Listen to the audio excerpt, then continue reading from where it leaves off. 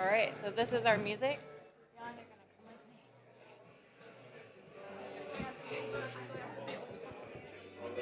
Good luck. Great. All right. Good morning, everybody. Welcome to the Politico Speakeasy.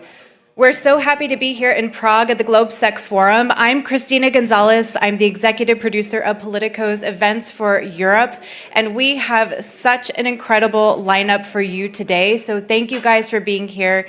You don't want to hear any more from me. I know that you want to hear from our very special guests that are kicking off today's discussions. So please give them a round of applause. My colleague Jan Chinsky is going to introduce our guests. So please, round of applause.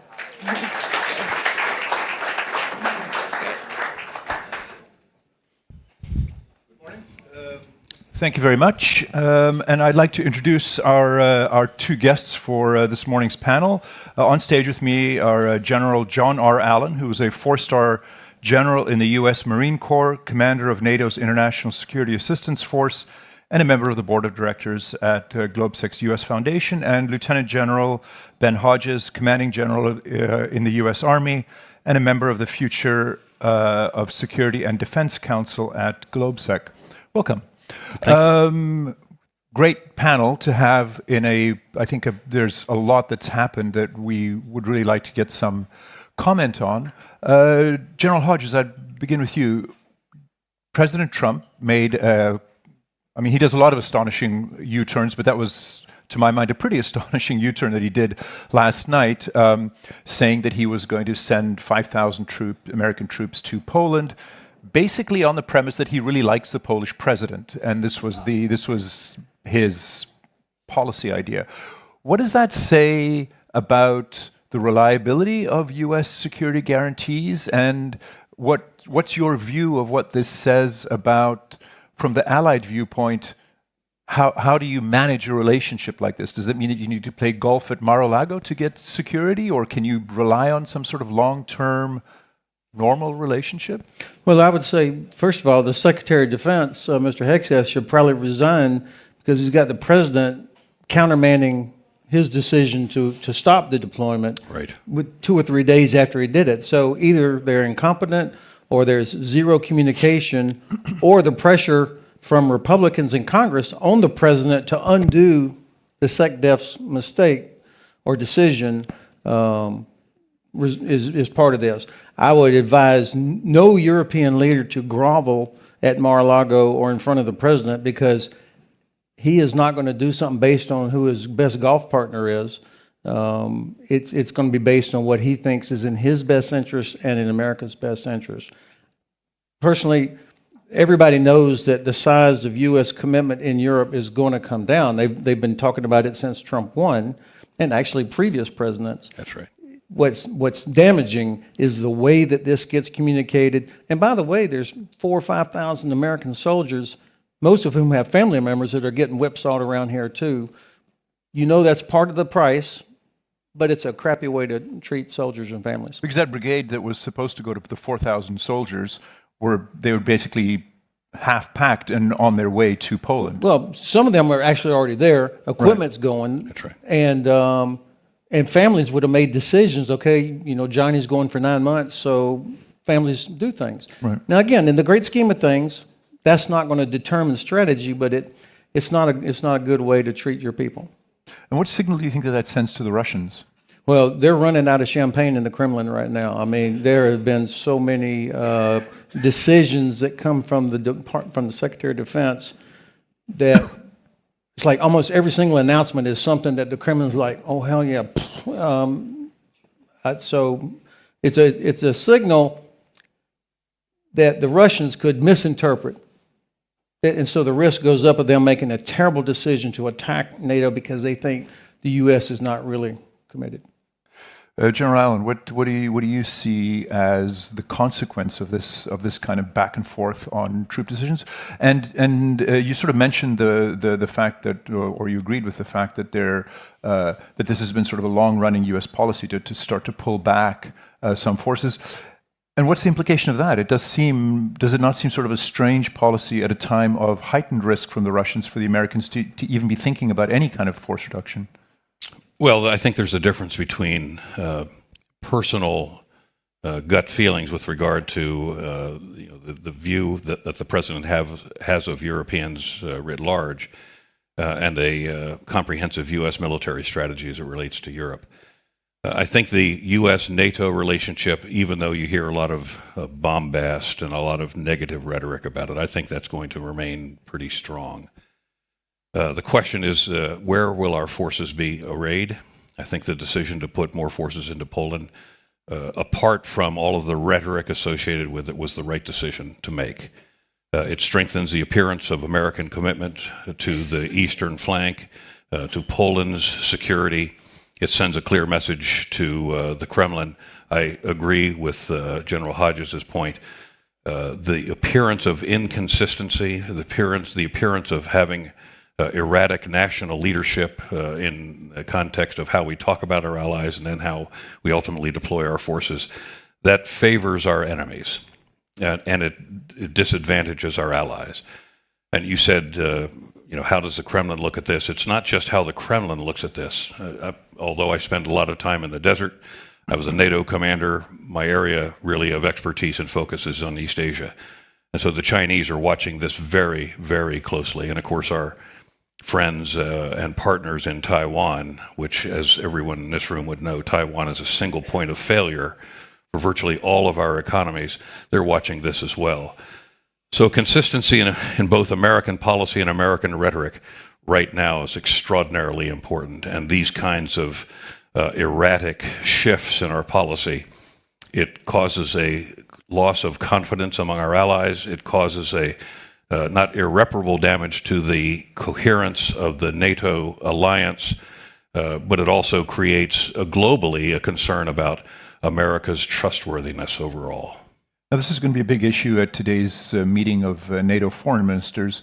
Do you have a sense of what the American explanation is going to be to the allies? Because this is going to be issue number one for them, to try to get a sense, to get a read of the playbook out of Washington. Yeah, I'm not privy to Washington's talking points. I'm sure that some tortuous process is underway right now to find a way to explain it. Right. There's a bigger question. The bigger question is, you touched on that, is the reliability of the American commitment to NATO. And you've got sort of traditional foreign policy types, both from the Republicans in Congress and military people, who say, there's a political issue, this is a singular administration, but the underlying American commitment to European security is rock solid, and we're going to go on. And then you have a more skeptical take, which is, if there is ever a Russian attack, can you count on the Americans going to war for Europe, with some countries increasingly doubtful that the Americans would be there? I'd like to ask both of you, is that skepticism warranted?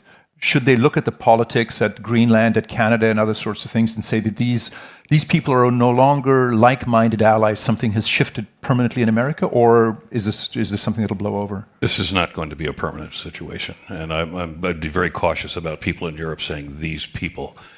The vast majority of Americans support our European allies. The vast majority of American private sector supports the relationships we have with the European private sector.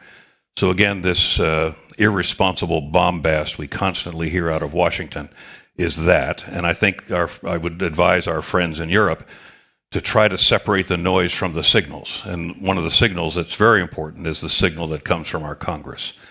The bipartisan support of NATO and the bipartisan support of the United States and its relationships with our traditional allies in Europe remains very strong. And look, I'd like to reframe the good question. American troops are not in Europe to protect Europe. They're here to protect America's strategic interests, as well as our contribution to what NATO is doing more broadly. Europe gives us a power projection platform into Africa, into the Middle East, things we could not do without the bases and the access we have. But there's about 80,000 total Army, Navy, Air Force, Marines, Special Operators, 80,000. That would not fill up a major college football stadium. So it's not that many people, but it's air power, it's intelligence sharing. Half of the intelligence that we use, the U.S. government, comes from allies, and not just Five Eyes, but from everybody. So this is for our benefit. We're not over here. That Stryker Brigade in Bavaria, they're not there guarding Germans. That's where they live, so that they can go do NATO missions. And so I think the Congress, most of the Congress understands that, which is very important. Most Americans understand that Europe is our biggest trading partner, so it's in our interest that Europe is prosperous, which means it has to be stable and secure. Now, President Trump was furious at several NATO countries, the UK, France, Italy, Spain, not putting restrictions on airspace or base use during the Iran campaign. Was he right? Did this show some sort of fracture in the alliance, or were the Europeans correct in saying this is sort of out of area, we weren't consulted, and we have sovereign authority over these bases and we don't want them used in this way? Well, this is an issue wherever there's a base, and we have to take into account the fact that we are on that base, wherever it is in the world, at the pleasure of that country. And so we have to be understanding, and we have to be respectful of that country's decisions with respect to their sovereignty. But we didn't consult with anyone on this war.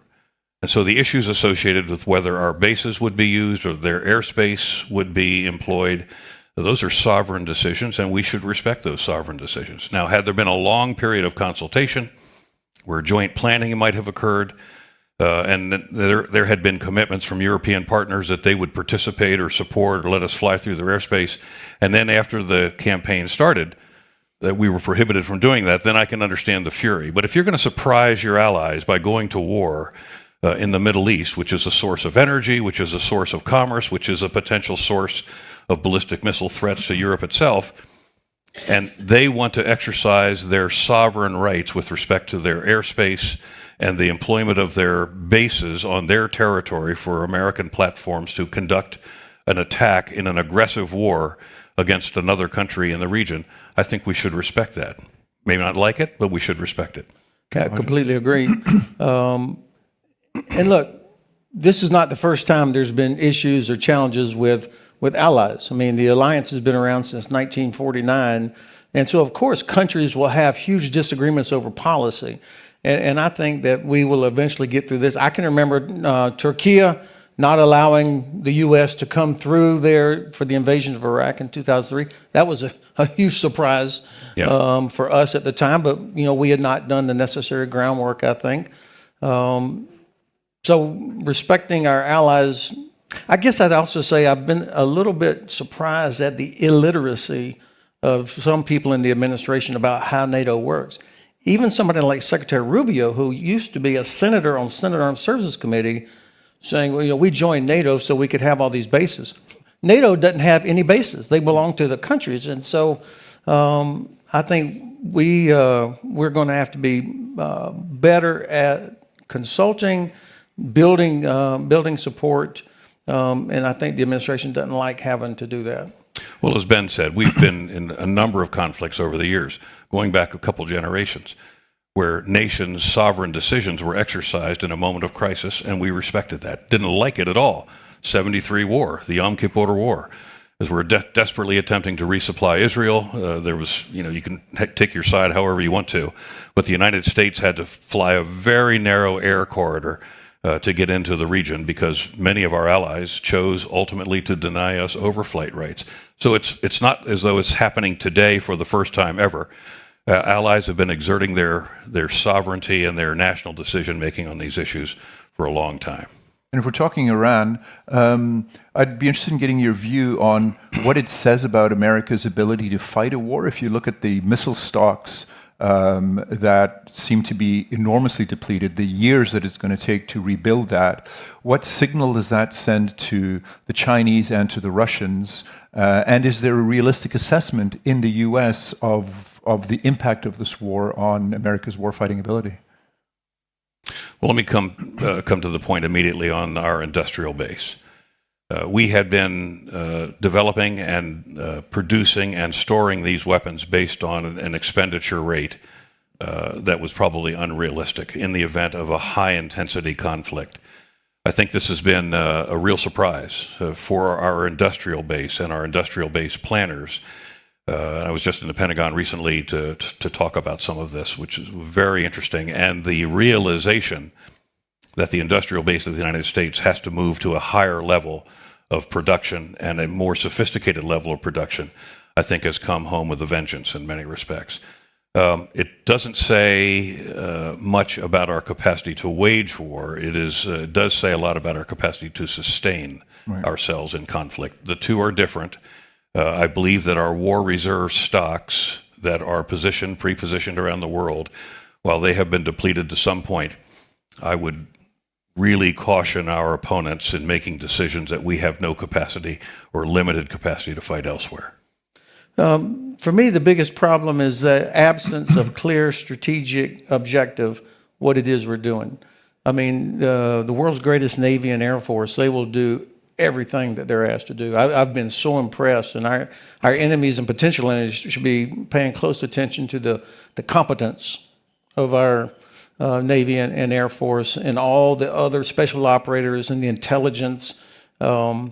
But at the end of the day, it doesn't matter how many Iranian vessels we sink or how many ballistic missile launchers we destroy, the strait is still closed. They still have the uranium, and the government, the IRGC, is still in power. So connecting the dots from strategic objective to tactical actions on the battlefield, we're not very good at that. We have a history of that going back, Vietnam. Where you don't have very clear guidance, or we focus on how many bad guys do you kill versus what's the objective we're trying to accomplish. And this is where I think this is why we're in trouble now there. Let me come in, man. It's really important. When we do our campaign planning, we do it in phases. Phase 0 is typically the pre-conflict period where we prepare ultimately to conduct operations. Phase 1 and Phase 2 are the beginnings of the physical conflict. Phase 3 is what we call decisive operations. And that's what you see is going on right now, theoretically decisive operations. But you do not ever engage, this goes back to what Ben has just said, you can't go objective fishing after you have commenced decisive operations. You should start your thinking about whether you're going to go to war or not by what you want the post-conflict environment to look like, so the stabilization that comes from your decisive operations achieves your objectives. And if you can't envisage how you want Iran to look and what you want Iran to be able to do in the region and what role it may play in the global economy, etc., if you haven't thoroughly considered what that is, your decisive operations are disconnected from your post-conflict planning. And that's really what we're seeing here. There seems to be another issue to bring us closer to home, where I guess you can see a disconnect in American thinking, the halt of all new military aid to Ukraine, at a time where Ukraine does seem to be shifting in its ability to hold back and actually take the fight to the Russians. What does that say again about the reliability of the U.S. as an ally? And adjacent to that, should the Americans and NATO in general be taking a lesson from Ukraine in the way that its ability to wage war, its technological advances, and its industrial base as well? Ukraine can teach us a great deal, and we need to be paying very close attention to what's happening in Ukraine. It's everything from the courage of the Ukrainian soldier, the incredible endurance of those young men and women to be able to fight under extraordinarily adverse conditions. So the courage of a modern army in Europe to fight an aggressive war against an aggressive opponent who intends to wipe out your country, we should take heart from that and be inspired by that. But we're also seeing on the battlefield in Ukraine, I think, extraordinary and exceptional technological innovation. They're routinely fighting from the cloud, and that's a capability that we're attempting to master in NATO. The U.S. forces are attempting to master it. Our East Asian partners are looking very hard at how do you fight from the cloud? How do you integrate artificial intelligence in that process? And then how do you defend the cloud so that you're able to fight that way? Ukrainians are doing that routinely. And their industrial base in a connotation of how Americans might think about it are, the huge defense entities, and I won't name any of them, but the huge defense entities.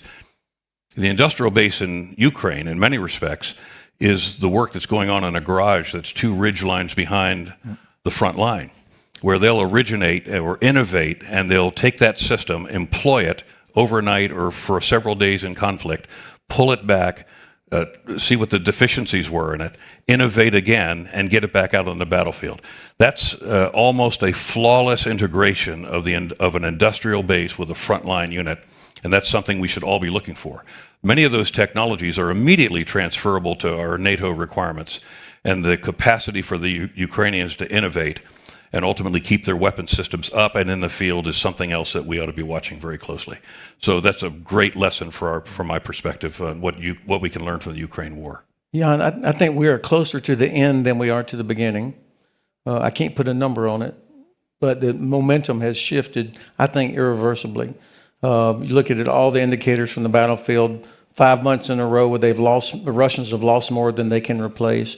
The Ukrainians have figured out that the path to victory is the destruction of Russia's ability to export oil and gas. And now the Ukrainians have capabilities that can destroy a refinery out by the Ural Mountains. That's incredible. What they don't have is a scale yet, but I think that's coming. That's coming. The second thing is we, the U.S., are going to regret that we did not play the decisive role in helping Ukraine, because they're going to do it without us.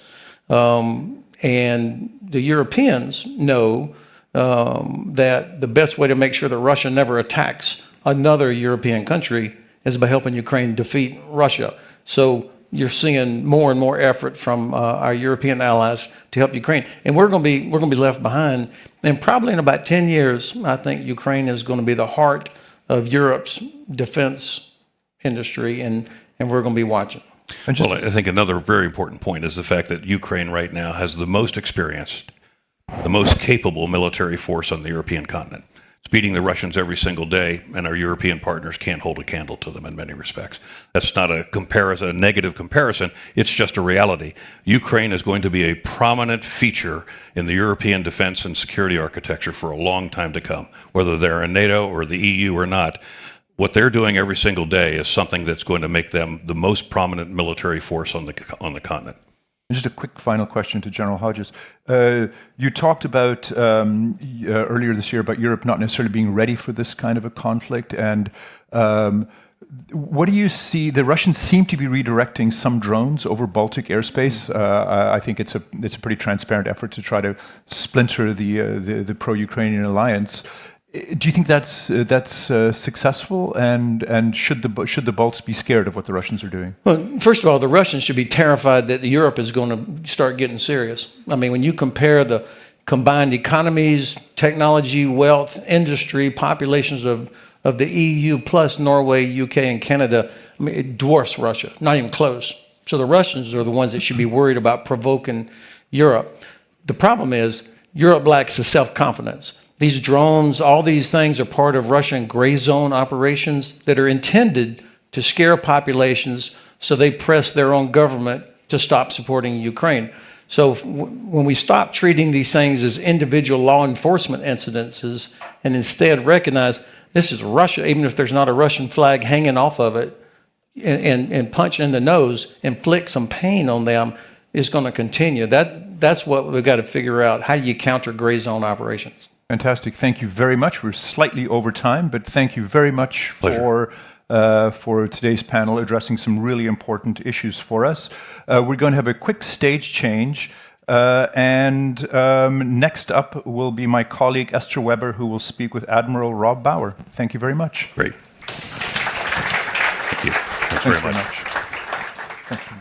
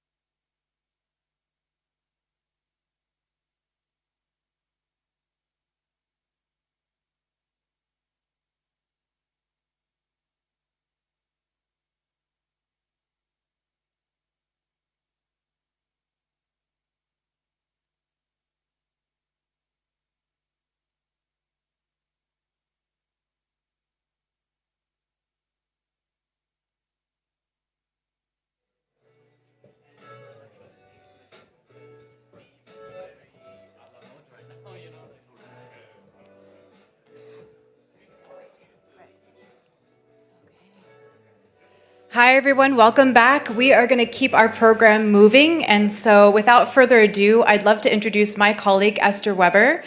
She is our Senior Foreign Affairs and Defense Correspondent, and she is going to introduce our very special next guest. So please give them a round of applause.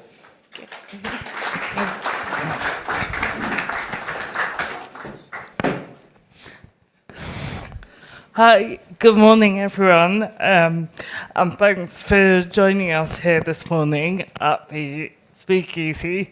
My name's Esther Weber. I'm the Senior Foreign and Defence Correspondent based in London.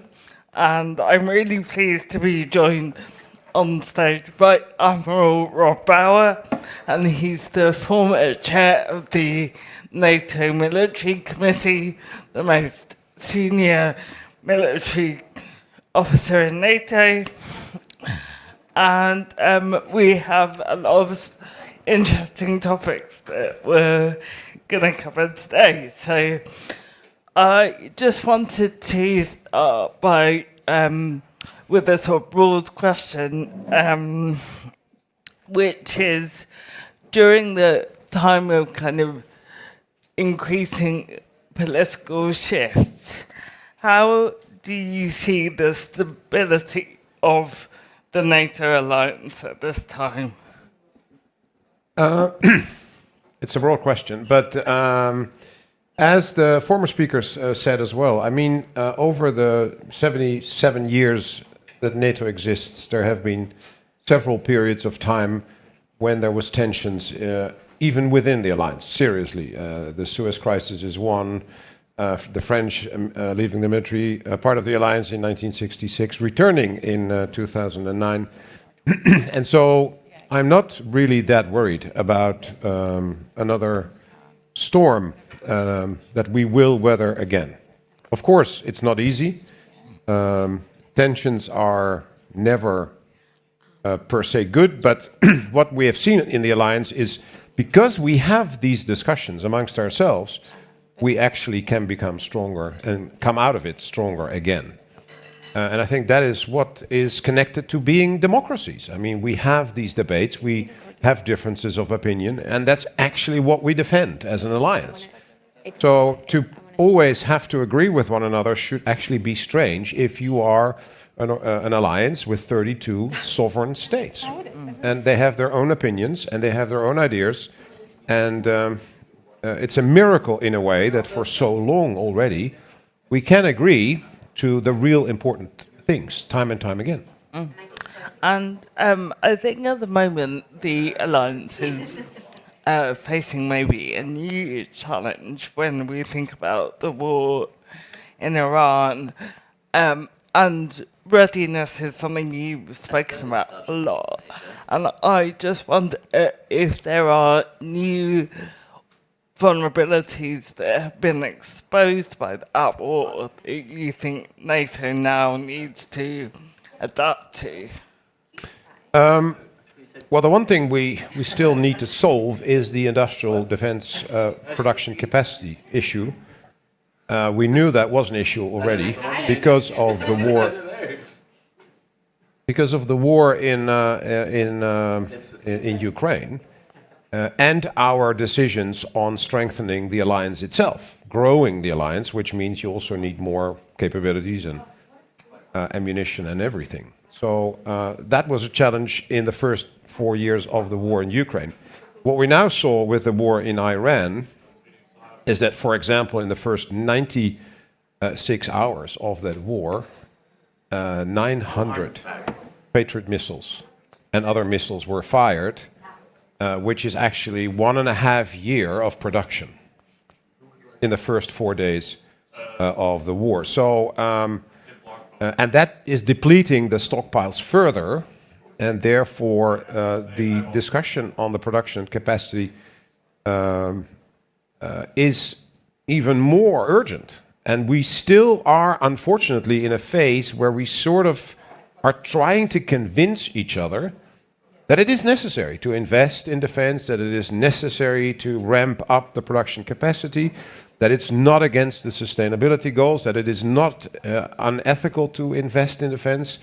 and actually that we might have to prioritize in our economies, not only in political terms, but also in economical terms, to give priority to the defense industry. And all these things are not really there where we should be, given what is happening around us. And are you concerned about how that knock-on effect you just talked about could affect weapon supplies for Ukraine? Absolutely, and it already does. Yeah. Not only Ukraine, but also Europe. There's orders from European nations that gave away weapons to Ukraine and then bought new weapons in the US, and those deliveries are delayed. And then we decide, okay, we give priority to Ukraine instead of to ourselves. And so European nations paid the US for delivery of weapons to Ukraine. And now we see that both the delivery of weapons to Ukraine and to the European nations is stalled because the stockpiles of the US are shrinking so fast.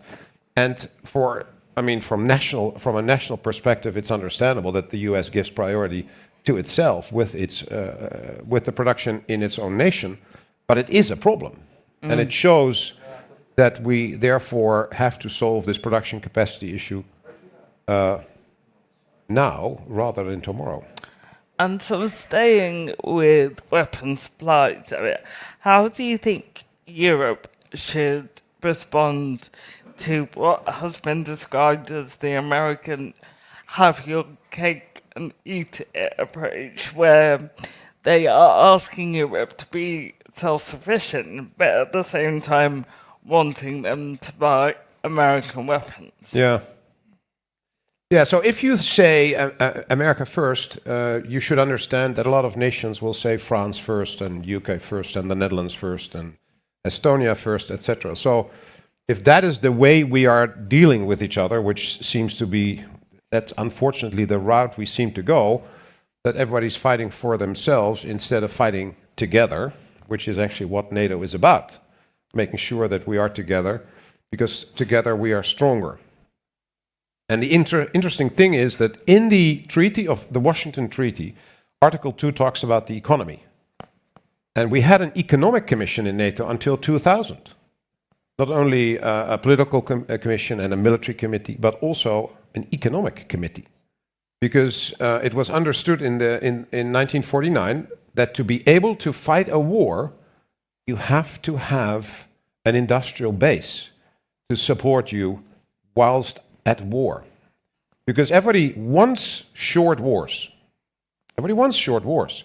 Actually, for a long time, that was even the strategy, to have a short war. So we will defeat the Russians very quickly in 10 days' time.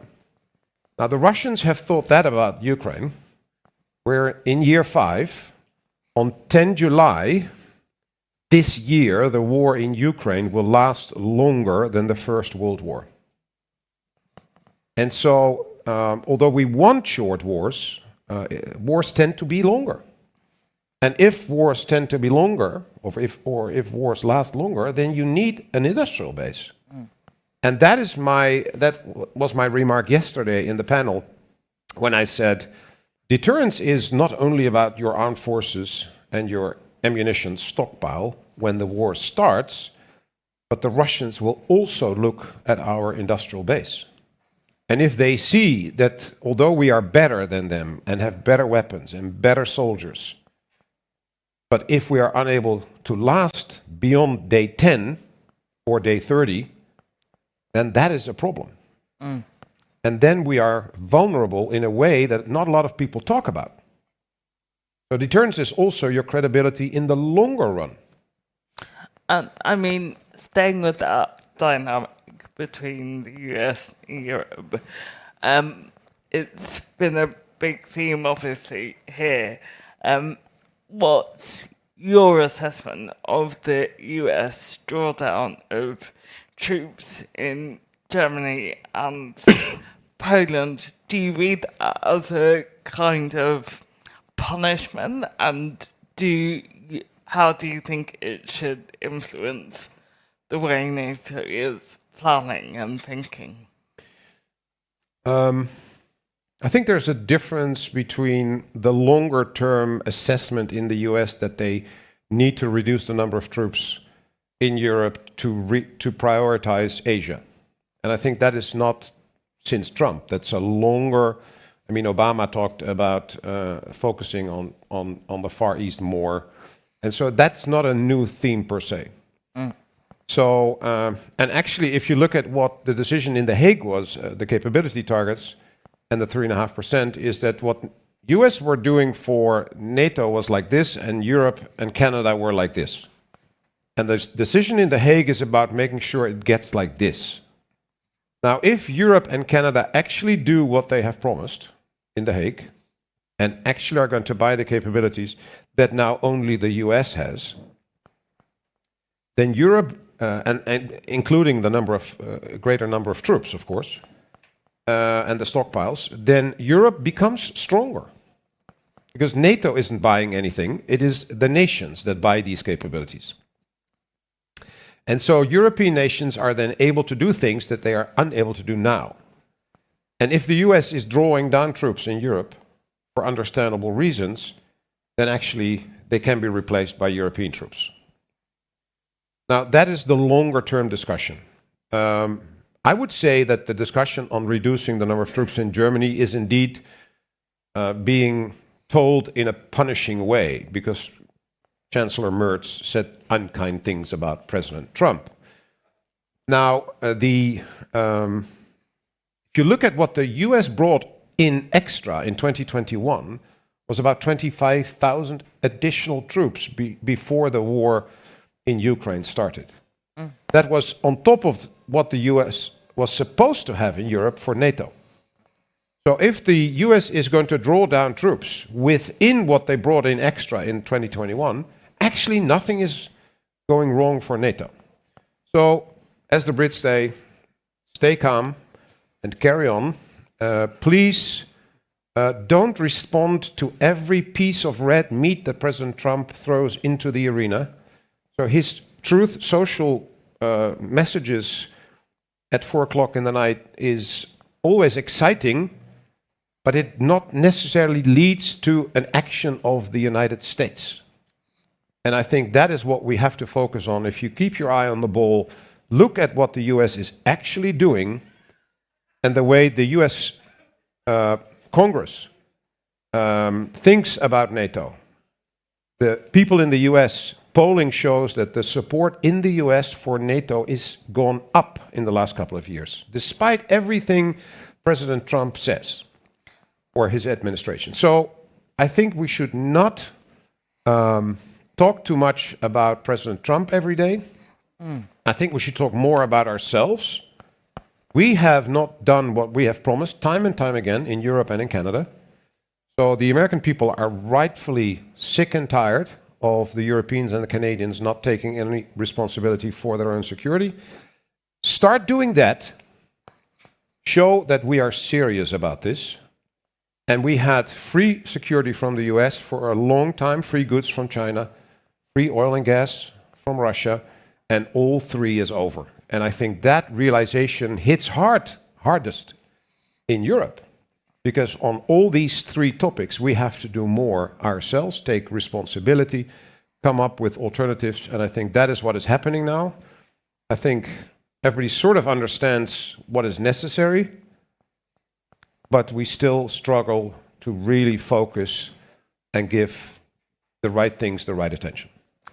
And given that some of the countries you just mentioned, Europe and Canada, haven't met some existing responsibilities, do you see a role for NATO now when it comes to securing the Strait of Hormuz?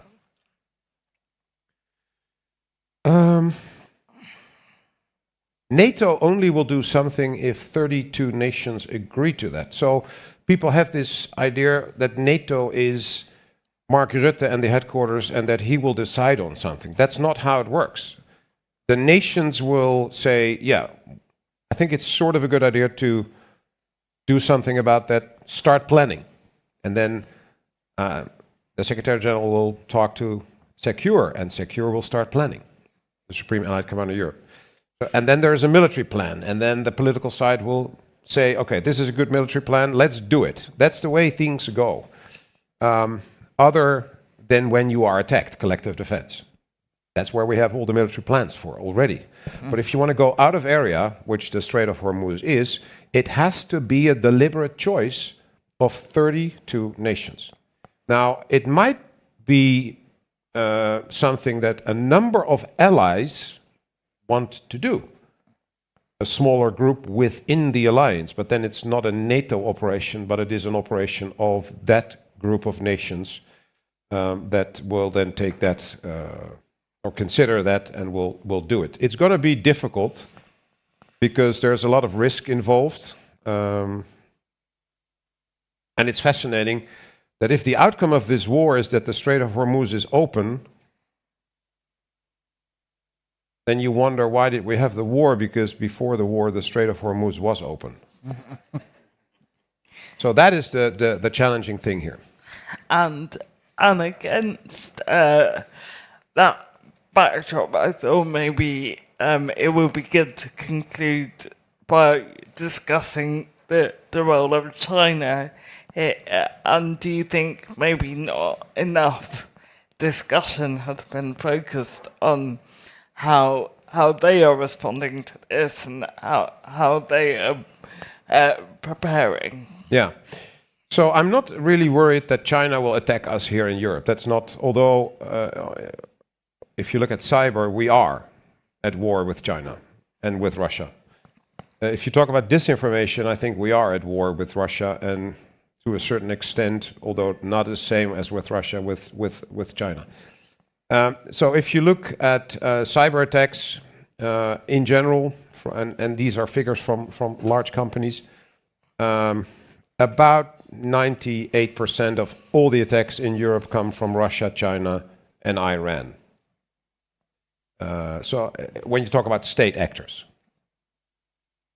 So I think that is going on already. But China is a very strategic nation. The leaders in China think 50, 100 years ahead beyond their own life, which is something that is impossible in our part of the world where people, if you're lucky, think 4 years ahead. So that's their advantage. And they have been preparing for a number of things for decades.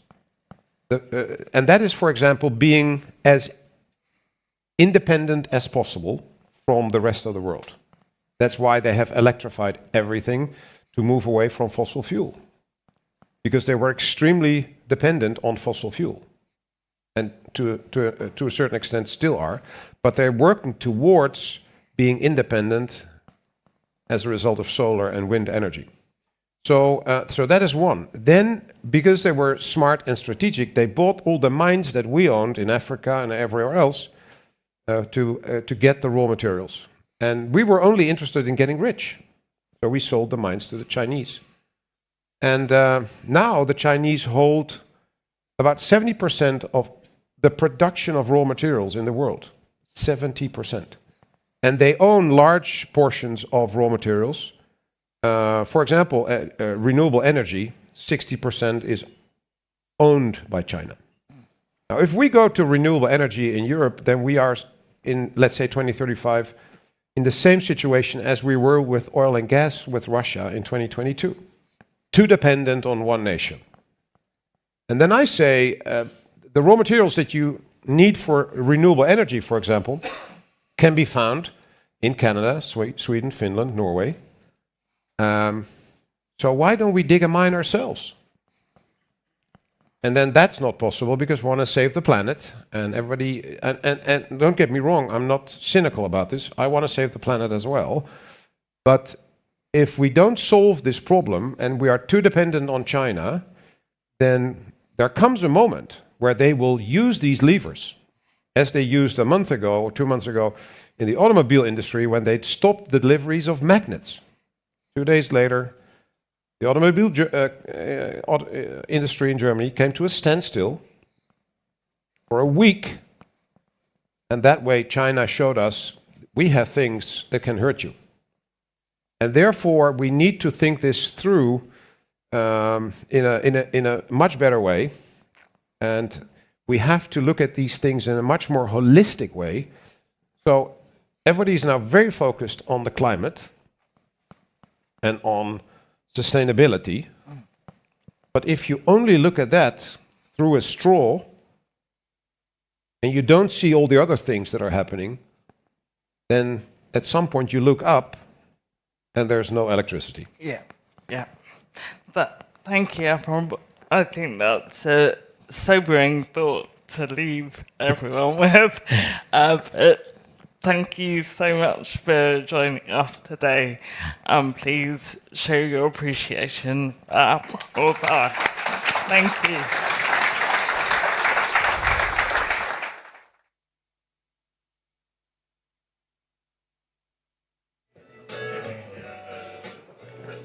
Great job, Esther.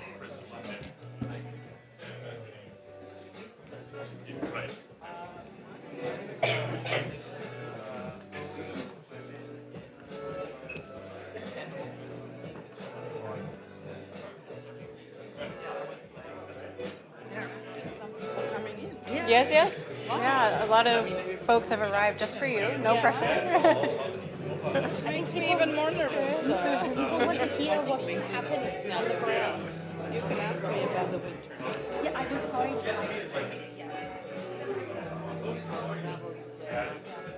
I actually did an interview with Sarah Witten, and just as the interview was ending, the sirens started blaring.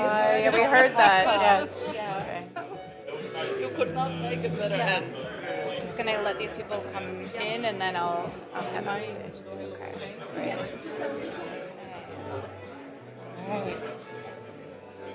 All right. Hi, everybody. Welcome to the Speakeasy, or back to the Politico Speakeasy here at the GLOBSEC Forum in Prague. We are going to hopefully get everybody set. We want your full attention for this next interview. My colleague Zoya Sheptavlovich is going to be speaking with our very special next guest. So please give them a round of applause as we welcome them to the stage. Thank you.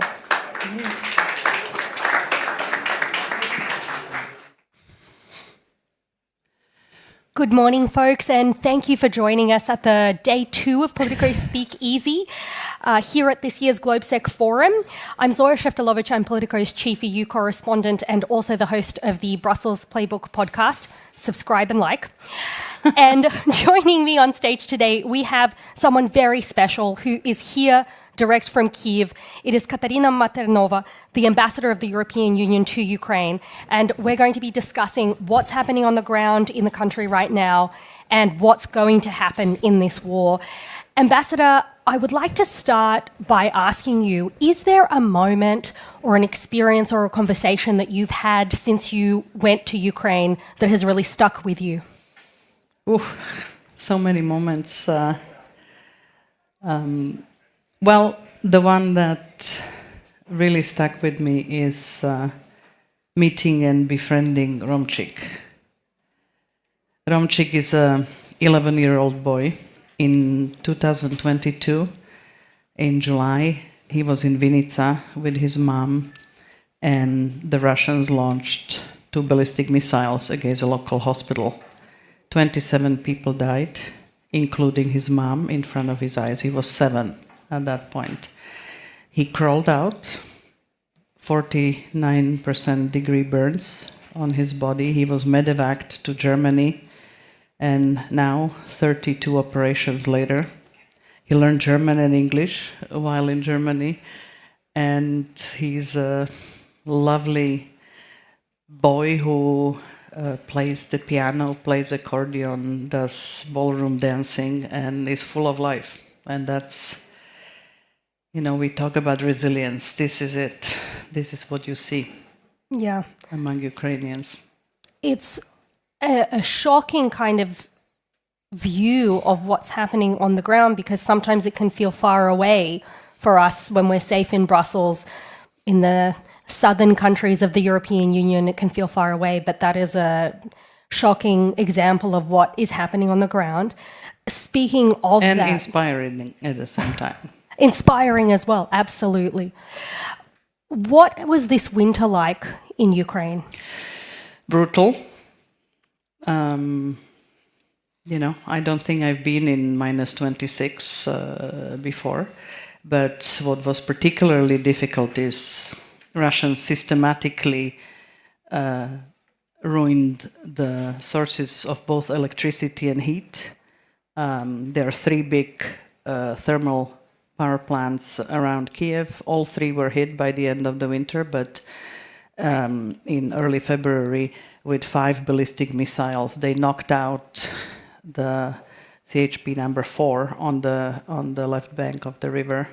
And you would go around Kiev and you would see these tents, whether from Red Cross or from the rescue services of Ukraine. There were over 1,000 tents where people would come and recharge their body batteries, their electronic batteries, get some tea.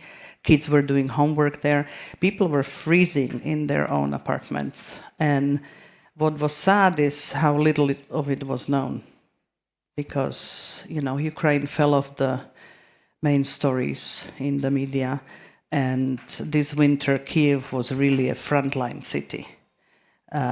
So people from the east didn't want to move back to Kiev anymore because it was so difficult to survive. Plus, you not only didn't have heat, but you had electricity 2 or 3 hours a day.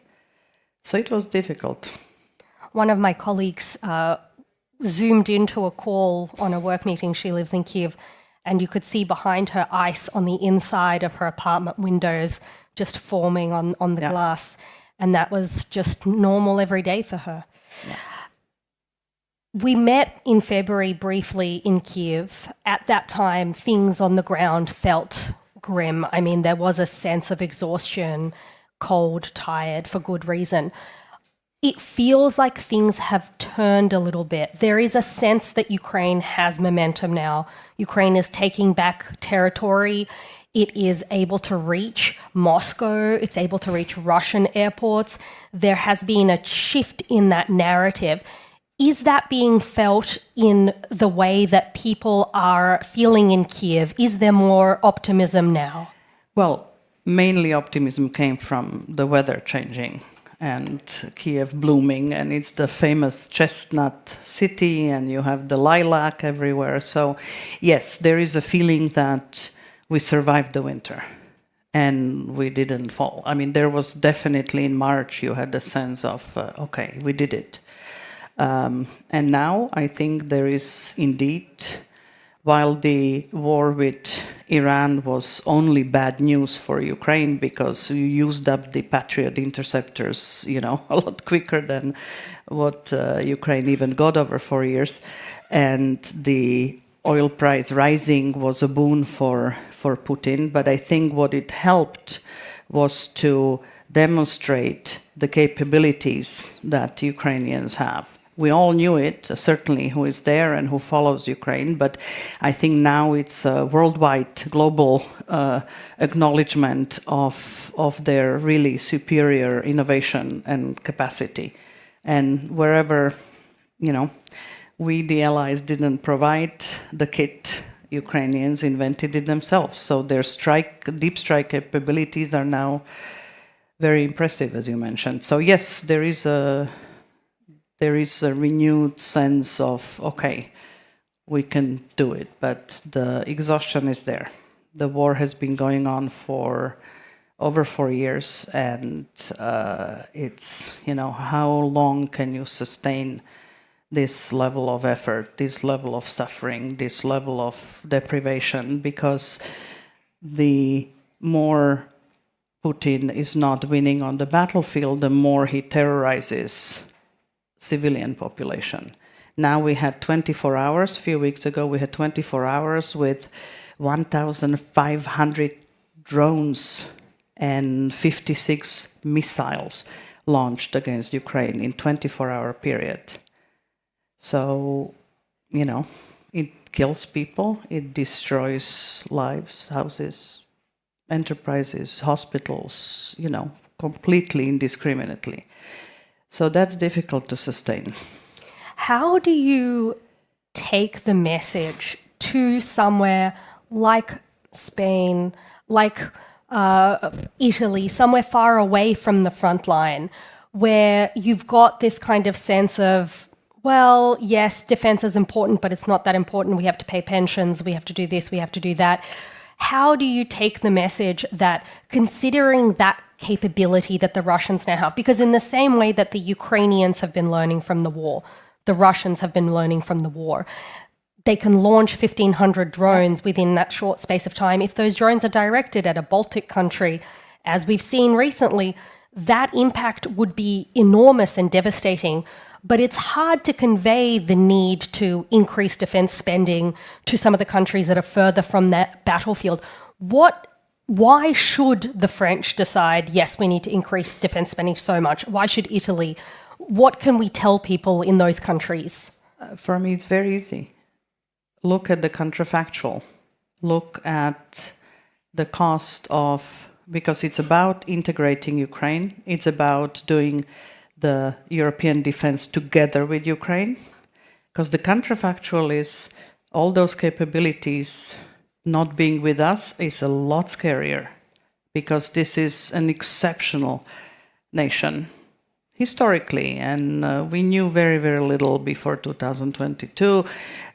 Still, people don't really know Ukrainian history, but this is a historically very particular nation of self-reliance, little bit of rebellion, freedom-loving from their Cossack roots and etc.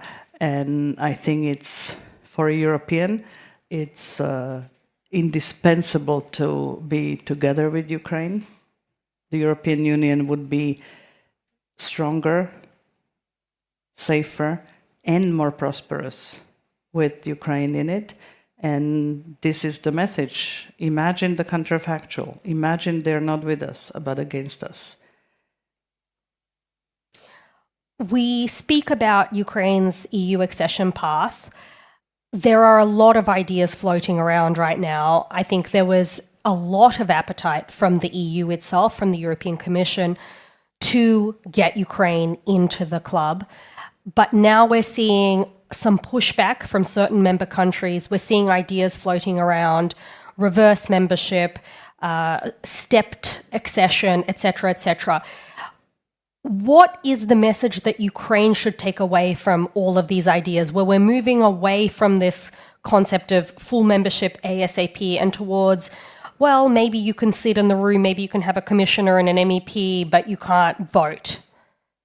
Well, what I hope is that Ukrainians are not going to take away, like, okay, you don't want us, let us move into a different model, because again, then we may enter territory where you would have a very large, very capable country, extremely with a lot well-armed, of determined people and very well armed. That would not be with us. So I think it's very good to have various creative ideas. I think it's important to speak with the Ukrainians very openly and clearly and say, yes, there are still these and these reforms that need to happen, but we are talking about full membership, which I think is the only landing zone going forward. On the reforms, Ukraine has been implementing reforms at a very rapid pace, but things have slowed down a little recently. When I was there in February, I was speaking to some lawmakers who were saying that one of the issues was just getting things through the radar was quite difficult. Is there a path forward? Can Ukraine sustain the momentum that it had, particularly earlier in the war, of ramming through those reforms? I think the momentum we had at the beginning of the war is not sustainable over a long period of time. I mean, they were really 22, 23, 24 were Rada was a lawmaking machine working at a speed that was impressive, and therefore I was saying, guys, don't think this is going to last forever. We have a slowdown now. We had a slowdown now, but let's remember, next month starts the 8th year of this convocation of the Rada. This month, the president started his 8th year in office. That's 2 mandates in one. You cannot have elections because of the war, because of the martial law. And so I'm not sure that we would find easily any other parliament in the world that would sustain the same level of activity over essentially 2 mandates without a natural process of re-election, etc. So I'm a little more patient with them than some people may be. Rada is now functioning again, but the pace we saw in 2022, 23, a country fighting an existential fight and reforming is unprecedented. There is no country in the world you can show me with this level of military activity and war and carrying out reforms. So they are writing their own playbook. This never has been written before. So to say that they are now slowing down, yes. I mean, it's a natural cycle. I think that the amount of reforms they have carried out is such that there are few things they need to finalize, but I think they are quite comparable to any of the other countries that are trying to get into the EU in terms of the overall volume of reforms and transformation that has taken place in the country. There have been a few high-profile instances of the anti-corruption agencies in Ukraine essentially filing charges, arresting some very high-profile people in the Zelensky administration, with Andrei Yermak, the most recent, most high-profile example. What would you say to, so I've been speaking to people in Brussels, and there's 2 schools of thought on that. One school of thought is, oh, well, Ukraine is corrupt. This is great evidence of why Ukraine shouldn't be in the EU. Second school of thought is, actually, that's evidence that the anti-corruption institutions are working. What would you say to the people who are in that first camp? That it would be good to study and understand the situation a little more, because you would not find that view among people who have been observing and watching reforms and understand what it takes to do reforms in the first camp. I mean, look, we are under martial law, in war, and number 2 person in the country was behind bars and was let out on bail and is being investigated. That tells me that the system is working and the anti-corruption institutions are working and are getting the support both from the population and from the partners, and they are allowed to work. Because, this narrative, they're so corrupt, they're practically a failed state, is nonsense. Is there corruption in Ukraine? Absolutely. But the measure whether they can deal with it is how you address corruption when it occurs. And I think the institutions, the current situation is proving that. We had Viktor Orbán in Hungary acting as a major spoiler for Ukraine over the past 4 years. We know he was very close to the Kremlin. We know that his foreign minister was so close to the Kremlin, he had them on speed dial. Now Viktor Orbán is gone. Do you see an opportunity for Ukraine that didn't exist before, or were there countries that were using Orbán as kind of the face of the anti-Ukraine camp, but were secretly quite happy with what he was doing? Both are true. I think there is an opportunity in a new momentum that has been created by the change of government in Hungary, but it's very clear that there were others hiding behind him. So it's not as before we were telling them, sure, we can open all clusters, let's go the informal way, and then in one go things will be will be opened formally, the negotiations. That's clearly not going to happen. So yes, I think there have been others who didn't need to be vocal before, but I trust that the strategic direction of the EU needing enlargement will actually prevail.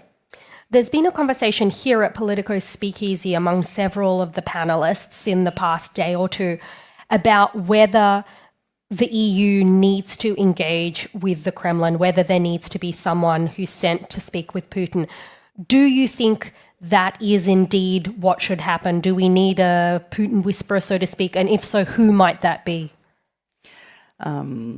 Well, on the who might that be is always a tricky question when you need to represent not only the 27, but also the whole coalition of the willing. So I think that will be the element that will take time to figure out. I think Europe needs to be in the discussions because the result of the war and how it ends will impact every single European in a profound way. So I think it's in our innate interest to be part of the discussions. Neither two big powers wanted Europe at the table, so I think we need to find a way how to be part of the discussion, because it's about future European security. We all know and discuss also at GLOBSEC how the old world order no longer applies, and just the previous speaker talked about that. And so I think it's very much in European interest to find a way how to be an important, strong voice in the way this war ends. Donald Trump is in the White House. He's the one who's frequently been dictating the terms of the negotiation over the peace. How does Europe convince Donald Trump that it is a player and that he should take us seriously? Well, for example, the entire pressure on Putin that he now feels and behaves accordingly, including with the parade on the 9th, is because of the pressure that the Ukrainians are putting on him through the deep strikes and destruction of important logistics and military centers. And Europe is the one that backs it financially, militarily, politically. So I think we are very much part of the pressure with the sanctions, etc. And I think actions should speak more than words. Well, that's a great place to end. Katerina, thank you so much for joining us today. It's been fascinating. Your insights have been really, really something for us all to think about. Thanks to all of you who've joined us today in Prague, and thanks for those who are tuning in online via our live stream. My colleague Matthew Waffle will introduce the next session. Please welcome him to the stage. Thank you. Thank you. So great.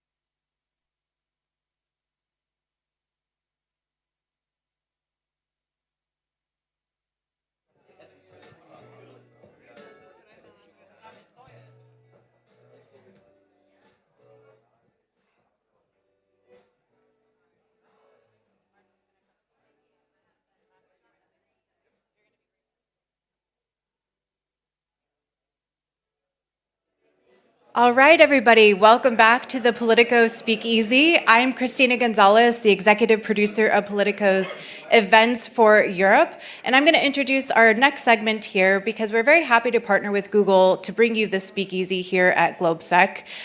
Without partnerships like this, we can't bring you the great journalism that we are doing here today and throughout the next couple, or at least tomorrow, and that we have done yesterday.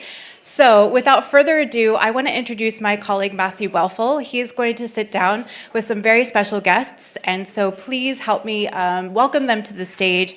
Matthew, our Executive Director for BDS Solutions, in conversation with our special guests. Give them a round of applause.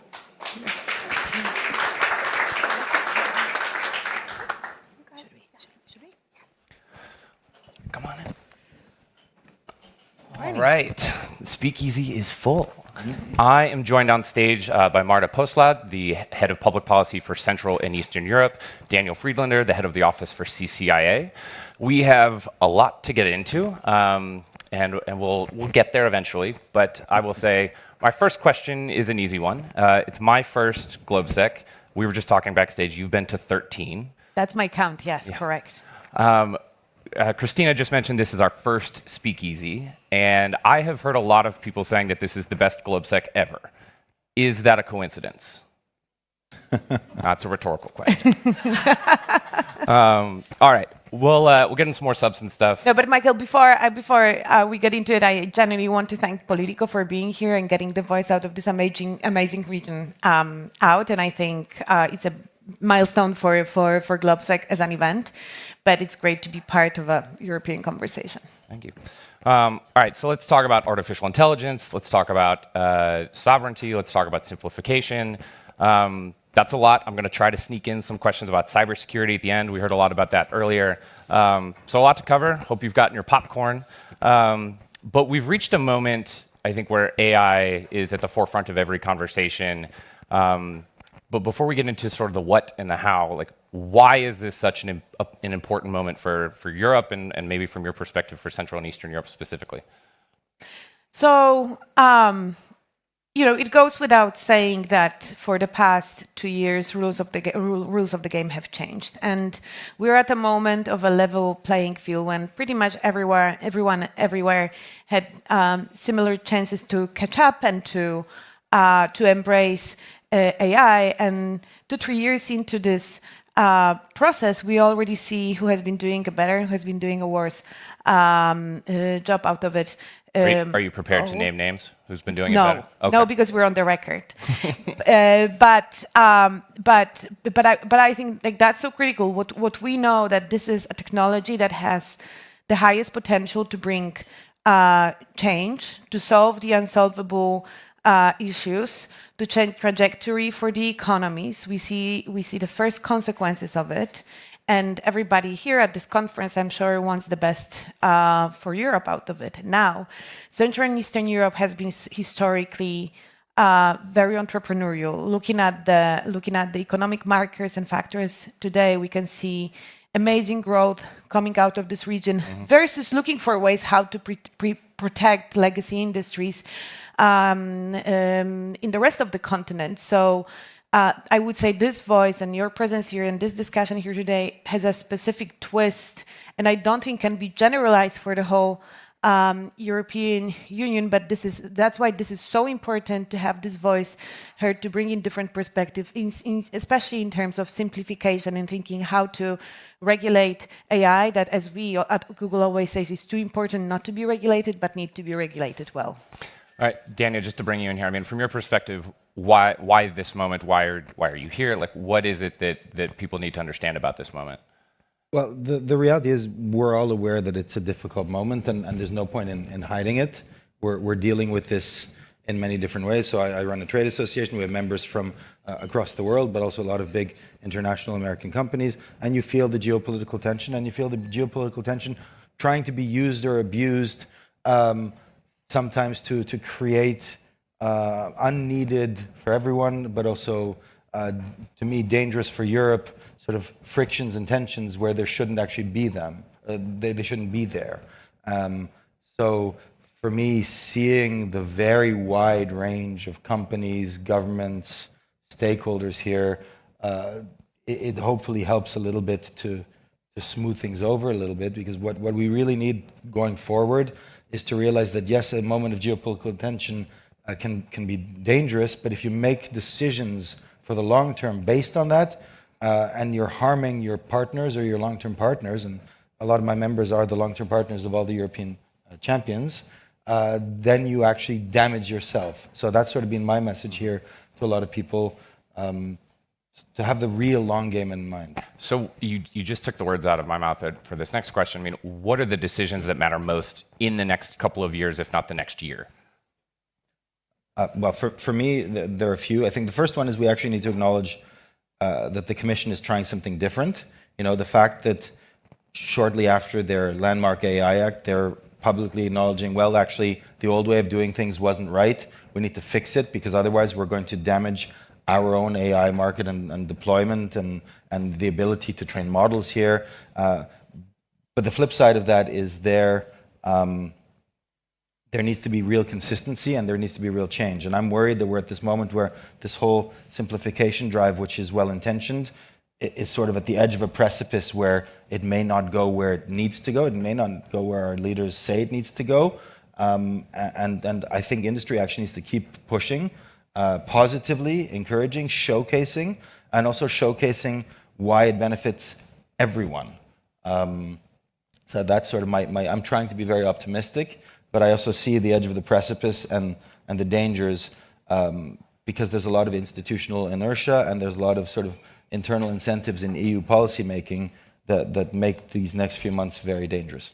Are there any decisions that you're specifically looking at that say, look, we need to see this, or we're hoping not to see that they're important? I think there are two buckets of decisions, like tangible decisions to be made. And you mentioned a little bit of it, particular legislations, omnibuses we're looking at. They're guardrails and paths that I think we should work out. Since 2019, there has been more than 100 regulations that have affected digital economy. Like the numbers speak of it. Over 60% of European businesses cite regulation as a reason that holds them back in further investment. So like that's the very tangible bucket that needs to be solved. And I think it's measured, it's very opinionated, and consulted. And I think the less tangible bucket is trust in how we build an environment for positioning Europe in the age of AI, how we rebuild the trust between like-minded partners, and I think the core to it is that, and you alluded to it already,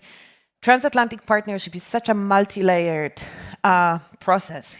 It's so historical, and frankly, everyday politics is just one part of it. Trade is another part of it, and partnerships are another part of it. Culture is another part of it, and I definitely remain on the more optimistic side, and I still see the glass definitely half full. We just need to make sure that we operate around values that we agree, and we put some issues aside and we build together forward. So it's a very complex topic, so I find the irony that we're talking about simplification rather funny. But how does that accelerate adoption, and how would you categorize the efforts to simplify things thus far in Europe? So I think the intention is good, but it's running up against some of the realities, and we've seen that both with the AI omnibus, the digital omnibus, but we've also seen it with this urge to keep putting out more new rules that will actually create some of the same problems we've seen before. And we have a whole bunch of new legislation about to come out, even more digital rules. Some of them will be overlapping with some of the ones that are already there that still haven't been fully implemented. And what industry needs is certainty, right? It needs certainty, it needs clarity. And by industry, I mean all industry. It's also why I've been supporting the EU Inc. campaign to try to raise up everything. Another example, by the way, of good intentions sort of withering a little bit when they hit the political reality. But Europe also needs to make certain decisions, right? So on AI, they want to build gigafactories. That's fantastic. Is there demand for them? Is there an energy grid that can handle them? If you don't have clarity over AI and copyright, will anyone actually train in Europe? And Europe is actually undoing some of the certainty that we have based on old legislation that for once was future-proof, text and data mining. So there need to be several very clear, very high-level leadership decisions that unfortunately so far have not been made.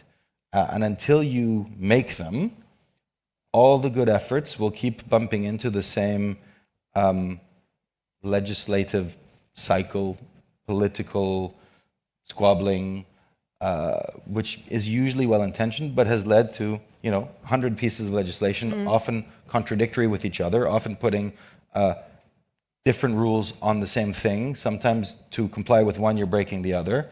That's not good for small businesses, and that's not good for the bigger ones, and that's also not good for European ones.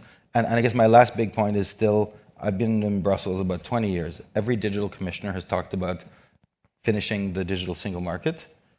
No one's ever really done it, which is why a lot of the big European companies that we celebrate, the big European champions, are able to grow and scale and succeed and make far more revenue outside of Europe than in. And when that's your situation, you're holding yourself back.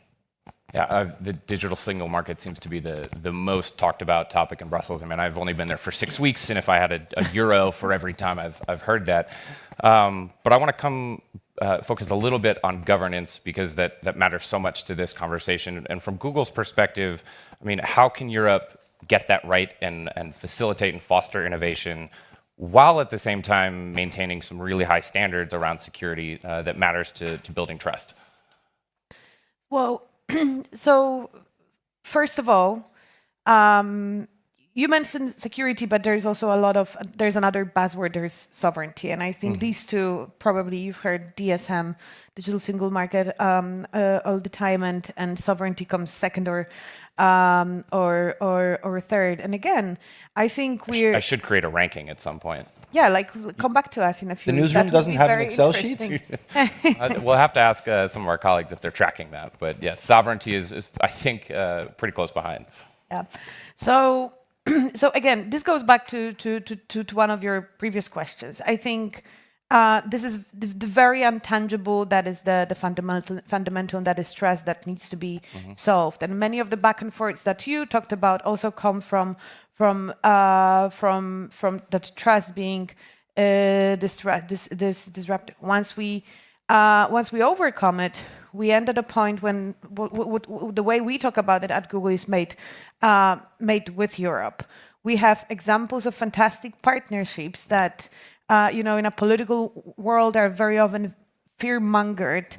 But when you look at the practical aspects of it, first of all, we as a company provide sovereign solutions that are open, hybrid, but at the same time, we never compromise on security, and that's our contribution to building up the trust that is so questioned in the political debate. And I think, looking again, once you step down from that political level of the discussion and go to a practical business partnerships, launching products, working together level, it proves to be working. That's why we need that legislation to create guardrails that will not make European partners fear working with the US or any other third countries that share values that this can be tackled with together. There's so much partners can bring to the table. Fears of security are not surprising. We live in a very unpredictable reality. But the only way to regain that self-confidence is to build partnerships that provide security. And then sovereignty, the other buzzword that I think is so connected to it, also means freedom of choice. It doesn't mean limiting options and telling you what's your better option, but giving you freedom to choose. And again, many of the regulations that we talked about here on this stage today tend to limit these options, and that's not a good way forward. Yeah. From either of your perspectives, I mean, can you drill in and make those partnerships tangible and talk about some of the examples again that are building that trust, so that for prominently this audience again, we sort of demystify that and talk about again how you are building that trust. But so for the sovereignty discussion for me risks taking so much attention and energy and focus away from those, and I'll get to them in a second, and shifting it sort of backwards to this top-down sort of dirigisme idea of we're now going to choose who's going to get the money, and we're going to try to get them up to a point of where the others were yesterday over the next few years. And to me, it's almost like a misallocation of all types of capital, which actually then undermines the trust that has been built and undermines everything that has actually gotten Europe, in many ways, to be very successful. And I think we don't say that enough, right? That in many things, Europe is very successful, and the quality of life is still fantastic, and we do have a huge set of sectors. Europe needs to stop focusing on, oh, that's the one thing I don't have and I need it, and focus on what do we actually have. And what we actually have is very simple. We have an integrated global supply chain that is extremely strong and supported. I was talking about it yesterday, right? The entire AI economy and world would not work without ASML, without Zeiss. It also wouldn't work without TSMC. It wouldn't work, everything is interconnected in a way that actually is positive and that has created trust. And that's where also a lot of the European companies that have succeeded and then grown around the world depend on access to other markets, providing critical infrastructure in other markets. Companies like SAP, Ericsson, Nokia, fundamental to, for example, US infrastructure. And so we actually have this current cycle now that works, and then American companies come in and they invest tens, hundreds of billions in Europe, and they are part of the service industry and the backbone, but have always been those partners, right? And that's the point. They are the most trusted partners of a lot of the European companies. And my worry is that the sovereignty discussion sort of almost ignores that or breaks it up for some short-term sort of political jockeying, and then we are all worse off, and then we don't get all the investment and the partnerships we need. Anything you want to add just from your point of view on the partnership side of things that you were just talking about? No, I think, look, we could spend another hour here quoting fantastic partnerships Google has made, but also many other US industry players that people don't really think through because they exist, they work great, they provide amazing security, and again, they're sovereign choices of our business partners. And I think it's also a good moment to honor European businesses that have also started speaking up. This debate is not between the US industry and EU institutions, but in the past few months, we have seen so many valuable contributions coming from European businesses that are strongly opinionated about the direction of travel, and they want to interpret their sovereignty through ability to choose. And I think that's the North Star that should be also followed. All right, so I'm going to sort of ignore the big clock for a second because I think it's important to get in sort of the cybersecurity world. I mean, artificial intelligence, presents a ton of opportunities, but it's changing the threat landscape in real time, and it's related to all of this. So how is the conversation changing from your perspective, and what does it mean for both businesses and public institutions and governments around Europe? So from my point of view, the key is to really actually have a very level-headed, clear conversation on it. Obviously, there are big developments happening. If Europe's reaction is always just, oh, we want our own, that doesn't actually lead to the right discussion, right? We need to have really clear, strong partnerships between the institutions, which I actually think in most cases we have.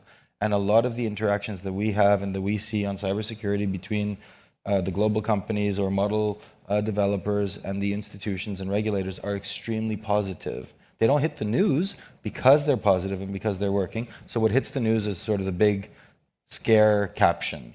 And I think we need to just keep that in mind a little bit. That's my first reaction to that. I don't know, Marta.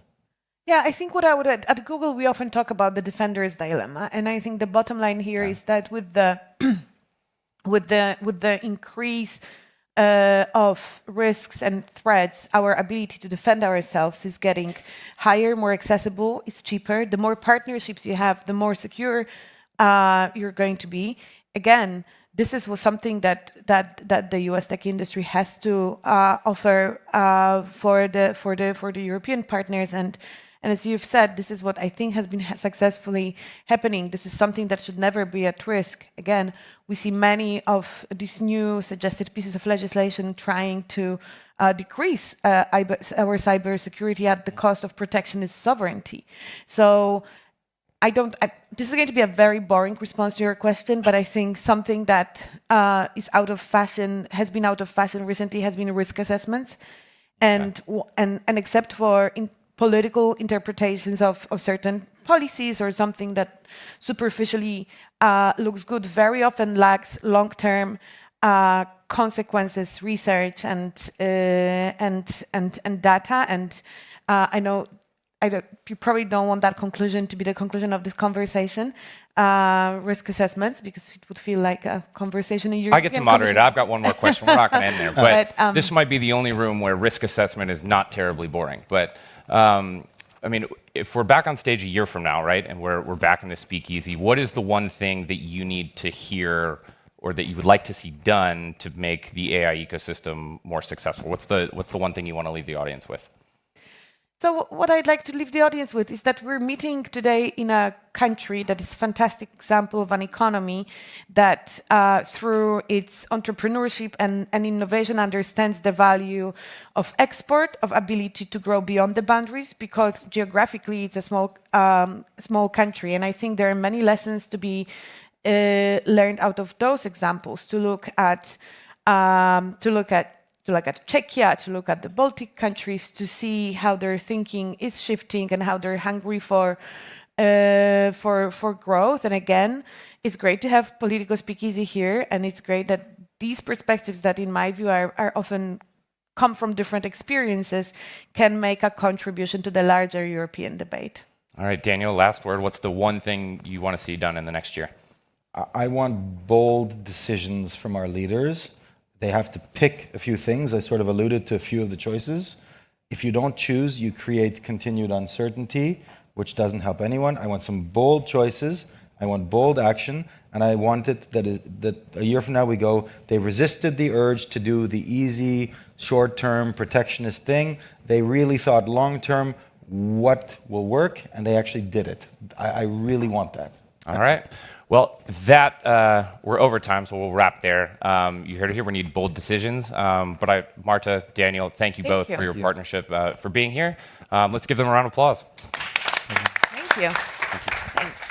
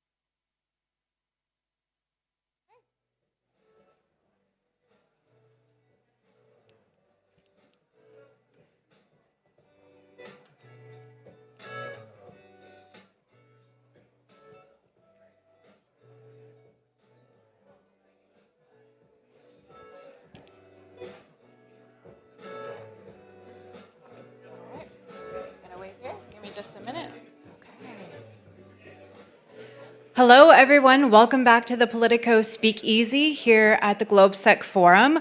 We have a very special surprise interview guest for you all. So thank you guys for those of you who are in the room and online. In order to introduce our next guest, please help me welcome my colleague, Nicholas Vineker. He is our Chief Foreign Affairs Correspondent at Politico. And please give them a round of applause. Thank you. I'm delighted to welcome Michel Barnier, former French Prime Minister, Brexit negotiator, and nice person to talk to in general. We've met a few times before, including this morning, but I'm very happy to talk to you again. And you told me on the panel this morning, not so much French politics, but we have to, it's unavoidable. France is unavoidable. And we're once again in that moment where we're looking at the French presidential election. So I want to start by asking you straight up, do you think this one could be the election where what we used to call far-right candidate could win the election in France? Yes, it's possible. Good morning to all of you, first of all. Yes, it's possible, but we have, in fact, in France, we face two dangers at that time, the current time, and for many reasons, the political debate in France is focused today on the two extreme, far right and far left. And I came back into French National Assembly 6 months ago, elected by the people of Paris, after being a long time representative of the Savoy region. But congratulations. But the situation is quite different. There is a kind of a pre-insurrectional situation in France, in the National Assembly, at many occasions. In very sensitive debate, there is a pre-insurrectional situation between the two groups of far right and far left, so we have to be careful. So, but there is no fatality. And I think a politician cannot be and must not be a fatalist. So we have to avoid this situation, and the only way to avoid this situation, in my view, is to be able, in the next few months, we need time to have one single candidate for the center-right. Absolutely. Let's pause on that. That's a strong word, an insurrectional vibe. Do you mean in the assembly or in the country? No, in the assembly. But be careful, in France, the National Assembly is very often the I don't know the word, but the represent what could happen in France. So we have to be careful. Right, of course. And it could be a signal of what could happen in France. So we have to keep calm, and to act for the unity of the project on the center-right side, right Republican side, and center, and Republican Party, my party, and to work for the unity of the project, and at the end of this year, for the unity of the candidacy. Are you supporting a candidate? Are you, for example, Edouard Philippe? Would you support him? No, for the moment. I am a member of the Republicans, and we have decided to have one candidate, Bruno Retailleau, who is our president. So we will see at the end of this year who will be the best place to be the single candidate for the center-right. We will see. Now, in all the years I was covering politics in France, we talk about the National Rally as a far-right party. You are very focused on the French politics. And then we're going to move on. This is the last one. I came to Prague with this hope to be able to speak about. We're gonna. This is the last one. This is the last one. Is the National Rally still a far-right party, or is it a party, or have those old labels, are they still relevant today? Is it possible to sort of work with them in some ways? No, I don't think so. Because, for many reasons, for their past and our past, but also for the current situation, where this party is, as usual and as everywhere, a nationalist party. Yeah. Okay. They are working to and they are acting for a France would not play its role in the European project. I think there is no way to be able to work with them. So they are nationalists. And if there is a lesson to draw from the current situation, facing so many and so strong aggressivity from the US side, not only on trade, but also on political side, from the aggression of Russia, the trade aggressivity of China also. There's no way to be alone today. Right. So we need to be together. The point is to see and to know what we can improve in Brussels, in the common, in the together. The way to work and the governance of the European Union. We can have some ideas, but there is no option to be alone. Huh? Right. The same for UK, in my view. Huh? Very, very clear there. On Europe, do you think that the European Union is working effectively on foreign policy? Does it have a clear voice? Is it able to project its priorities in the world? Is it working? But the first point, coming to the base, is to know what we want to be in the next 20 years. I think there is no option for any European country to be alone. It's the reason why I'm clearly European in addition to be a French. And it could be the same for the Czech citizens and the German citizens and the others. But there is no option for the European Union to be just a big market. Huh? Right. We need to have more ambition and to be a global actor, to be a power. What means to be a power? It means four points, four conditions. An economy, a currency, an external policy, and a defense policy. So we are not yet there. Right. Far from there. So we have to work. I think we are half the way. Huh? So and to check and to evaluate what we have done in the past, and well done in my view. If you look, Nicolas, to the last 15 years, we face at least 4 and 5 huge crises. And each of these crises has been existential for Europe. The first one was the financial crisis, 2008. The second one was the migration crisis due to Iraq and Syria and Libya. The third one was obviously the Brexit one, which was clearly an existential crisis. Political crisis. And Farage and some others, supported by the Russian and by Bannon and some other Americans, wants to explode the EU. The COVID crisis was also extraordinarily strong and serious. And finally, the war. So if you look at five or four strong crises, we have to see that we face this crisis.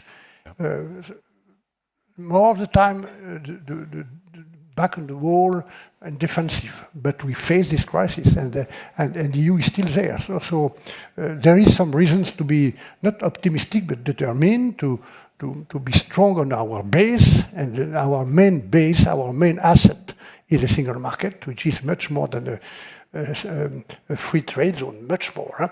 But we have to improve and to complete and to create the tools of the two other tools, external policy and defense, and that is the goal today. Huh? That is. And it has been remarkably resilient through all those crises, but it's still slow moving and a consensus-based decision. How can Europe sort of become faster, more reactive, and a little bit more active in a more volatile world? If we tell the truth to the people, and we need to tell the truth,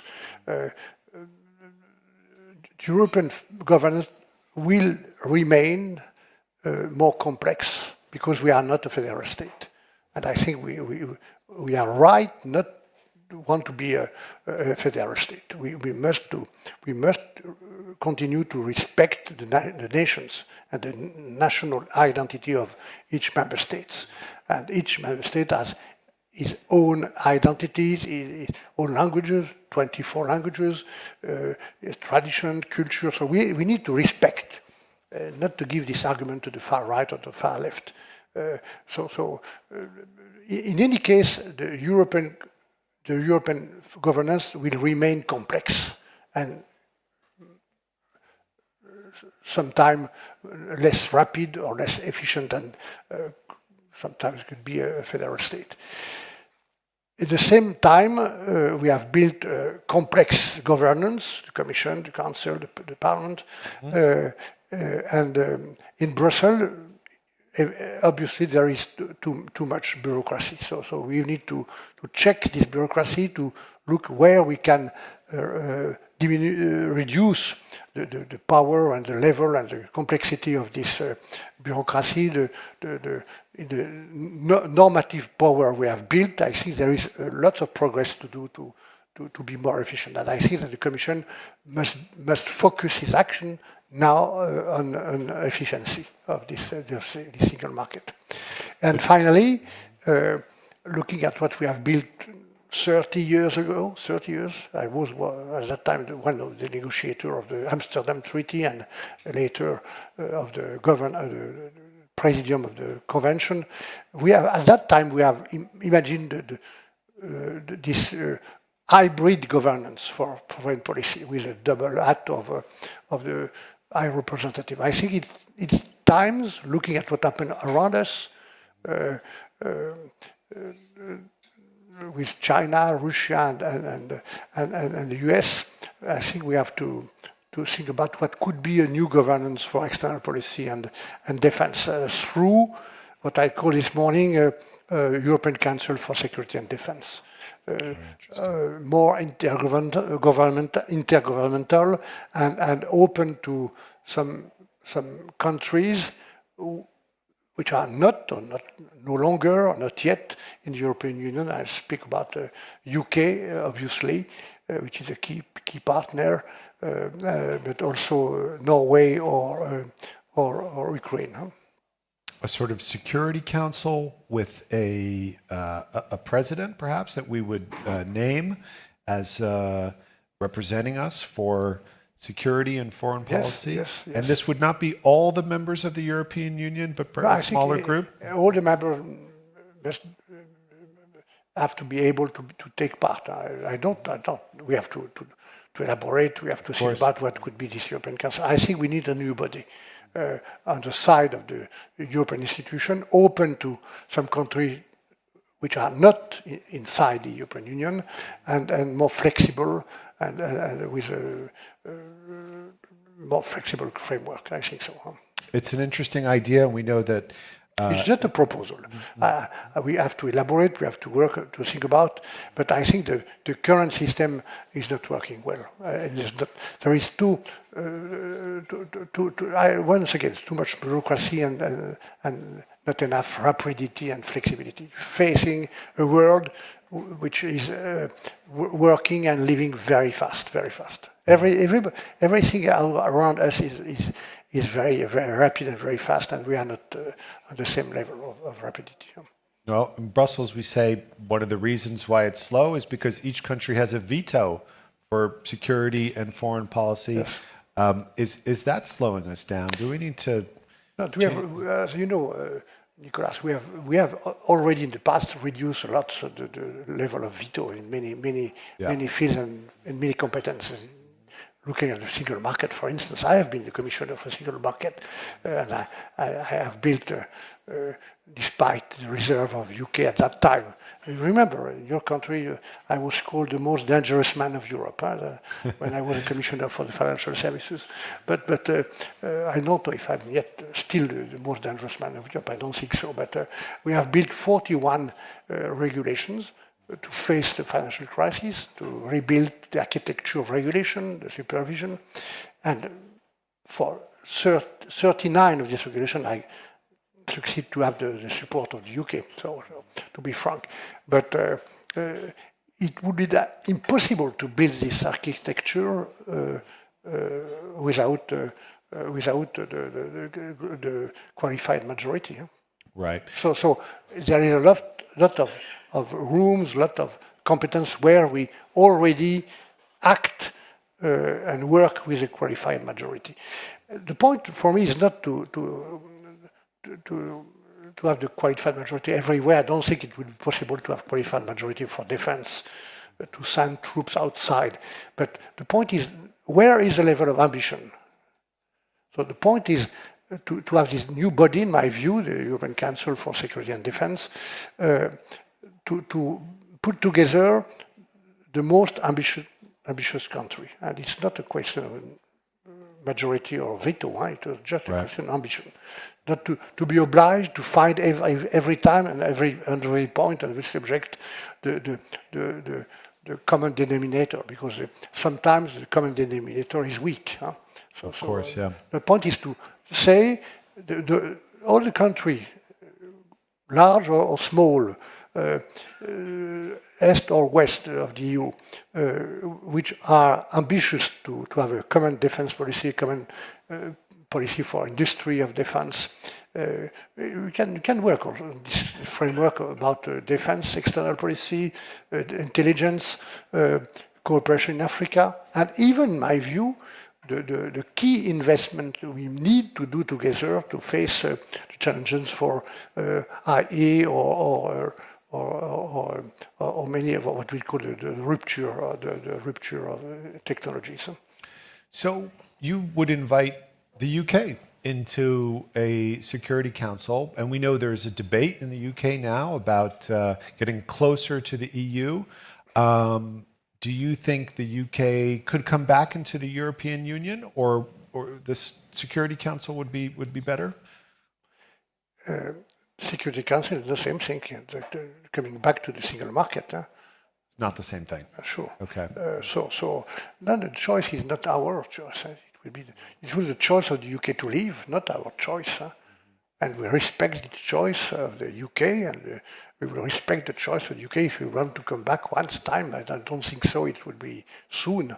But I have proposed to Johnson at the end of the first negotiation on leaving the EU, before negotiating leaving the single market. And I proposed to Johnson at that time to work on new cooperation between EU and UK about defense and external policy. And at that time, he refused to work on this term. So I think it was not, and it is still not the interest of the UK to be outside of this thinking and this strategy. So I think it would be the common interest to propose to the UK to work with us, being outside of the EU. But look at what my example is Norway. Norway didn't choose to be inside the EU, but they work inside the single market, and I think they are happy. But now they're even talking about, that debate is starting about EU membership for them. But that's very interesting. I don't think so. It's possible in the next few years. But it will be in any case the choice of the sovereign choice of the UK. So Mr. Brexit is inviting the UK not back into the EU, but to part of a new security. If they want to, that's they want. But the UK is a great country. UK has a seat in the United Nations Strategic Council. UK has a strong army. UK has a great influence in the world and a diplomatic network everywhere. So I think it's a common interest to work together, in particular in the Middle East or around the Mediterranean. Well, I wish this were a much longer conversation, but I see we just have about a minute left. I do want to get your view on this big debate about the special envoy for a European special envoy for the Russia-Ukraine war. Do you think Europe should name a person to lead, to represent European interests in this to wind up this war? Mm-hmm. The Ukrainian crisis is much more than the usual crisis. It is, in in fact, existential crisis for Europe, for the peace, for the stability of the continent, and obviously first for the Ukrainian sovereignty. And so I think that we need, for such a challenges, which is extraordinary, unfortunately due to the aggression of Russia, I think we need to merge all the energies, all the intelligence, all the capacity, and in that case, I think it could be useful to have somebody working on the name of all the institutions at the same time. So that means the European Parliament, the Council, obviously, but also the Commission. You're not available to do it? No, the point, you don't help anything if you personalize. The first point is the principle of this, to agree on the principle. We will see, it will be the choice of the European Council first, and with the support of the Commission, the European Parliament. But it's not a question of person. There's many persons able to do this job. The point is to work on the name of everybody. And what I know, what I learned as a EU chief negotiator of the Brexit, that it was key to speak and to act and to work on the name of all the institutions at the same time, and to tell everything. It was what I call transparency, to tell everything to everybody on every subject at the same time, all along the process. And it was what I did. Transparency.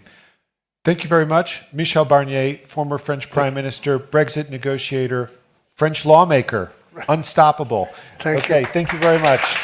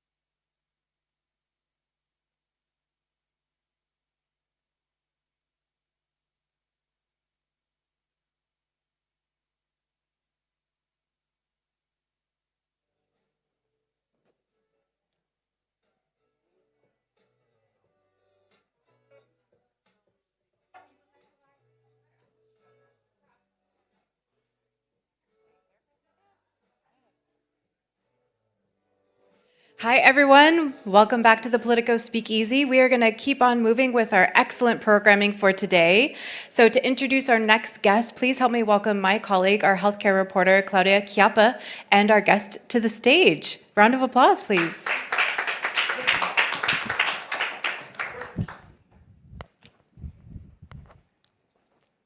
Hi, everyone.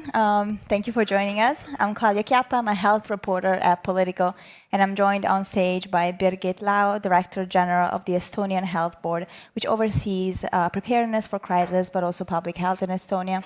We're going to talk about how to protect our health data, how to coordinate and strengthen civil protection, and prepare health systems for war. So thank you, Birgit, for being here with us today.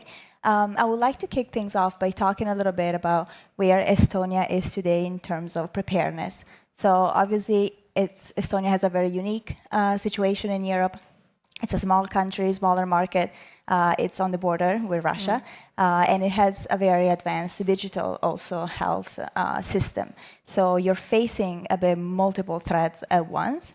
How does a country like Estonia, how do you prepare, how do you coordinate internally your infrastructure, your workforce, so that you're ready to potentially face multiple threats, whether it's cyber threats, wartime threats, and better also than the classics, pandemics, infectious diseases, and environmental health, long list. Yeah, it's a long list. It's great to be here. Great to have those discussions. I would start answering the question, the things we did before COVID, because a lot of countries think that the preparedness issue rose from the COVID times, post-COVID times, and is especially stressed because of the second wave of Ukrainian war with Russia, or Russian war with Ukraine. What we have done quite long time now is to upskill our workforce, the knowledge of our doctors and nurses. For many decades, we have collaborated with military side, War and Catastrophe Medicine Center. So we have been the ones who actually educate in medical incidents, mass medical incidents. And we have done it so successfully that we actually can train the certified courses now in Estonian. So those are the MIMS, HMIMS, the ones who are involved in the sector know very well the value of those courses. So yes, we have trained thousands of nurses, doctors, and that has been a good investment, especially in a phase we are at the moment. The second thing is stockpiling, so the resources that you need in everyday life, but the resources you need in times of defense situations. Those are not the same, so you have to stockpile using different kind of approaches. It's a very expensive investment. Our innovation and secret behind it is that we keep it rotating. We stockpile for the usage for everyday life. So rotation is sort of like, it's not an environmental approach, but it's to use it, not to just waste it. And the second thing is about the workforce itself. We have secured our workforce by naming it the part of the national defense. All the healthcare sector workers can be in a position of a national defense position, in a sense. If the doctor or a nurse wants to go to serve the defense sector, the military, in the times of crisis, they can go, but we make sure that they stick with the profession. So it's a very good thing and very honorable thing to participate in air defense, but medical people are needed for their skills and competences. So we make sure that we have the people and we make sure that we protect them. And of course, we make sure that they don't flee if the crises are building up. About the security of data, that's a good question, because we always think that if you make it available, then it's very attackable. It depends on your architecture. If, for example, if you build an enormous sort of information system and fill all the information in the same sort of place, like all the eggs in the same basket, then it's very vulnerable. But what we have done for 30 years now is that every information system is its own unique collection. We only can ask as a state the information from you, for example, once, like, and what is going on between it, what we don't see is that the information systems, they interact. We call it X-ray road. It's a high-speed road. And for example, for the sake of health issues, I have to go to the registry of population, ask your official data, and it means that what we have is like a big honeycomb or big Lego house.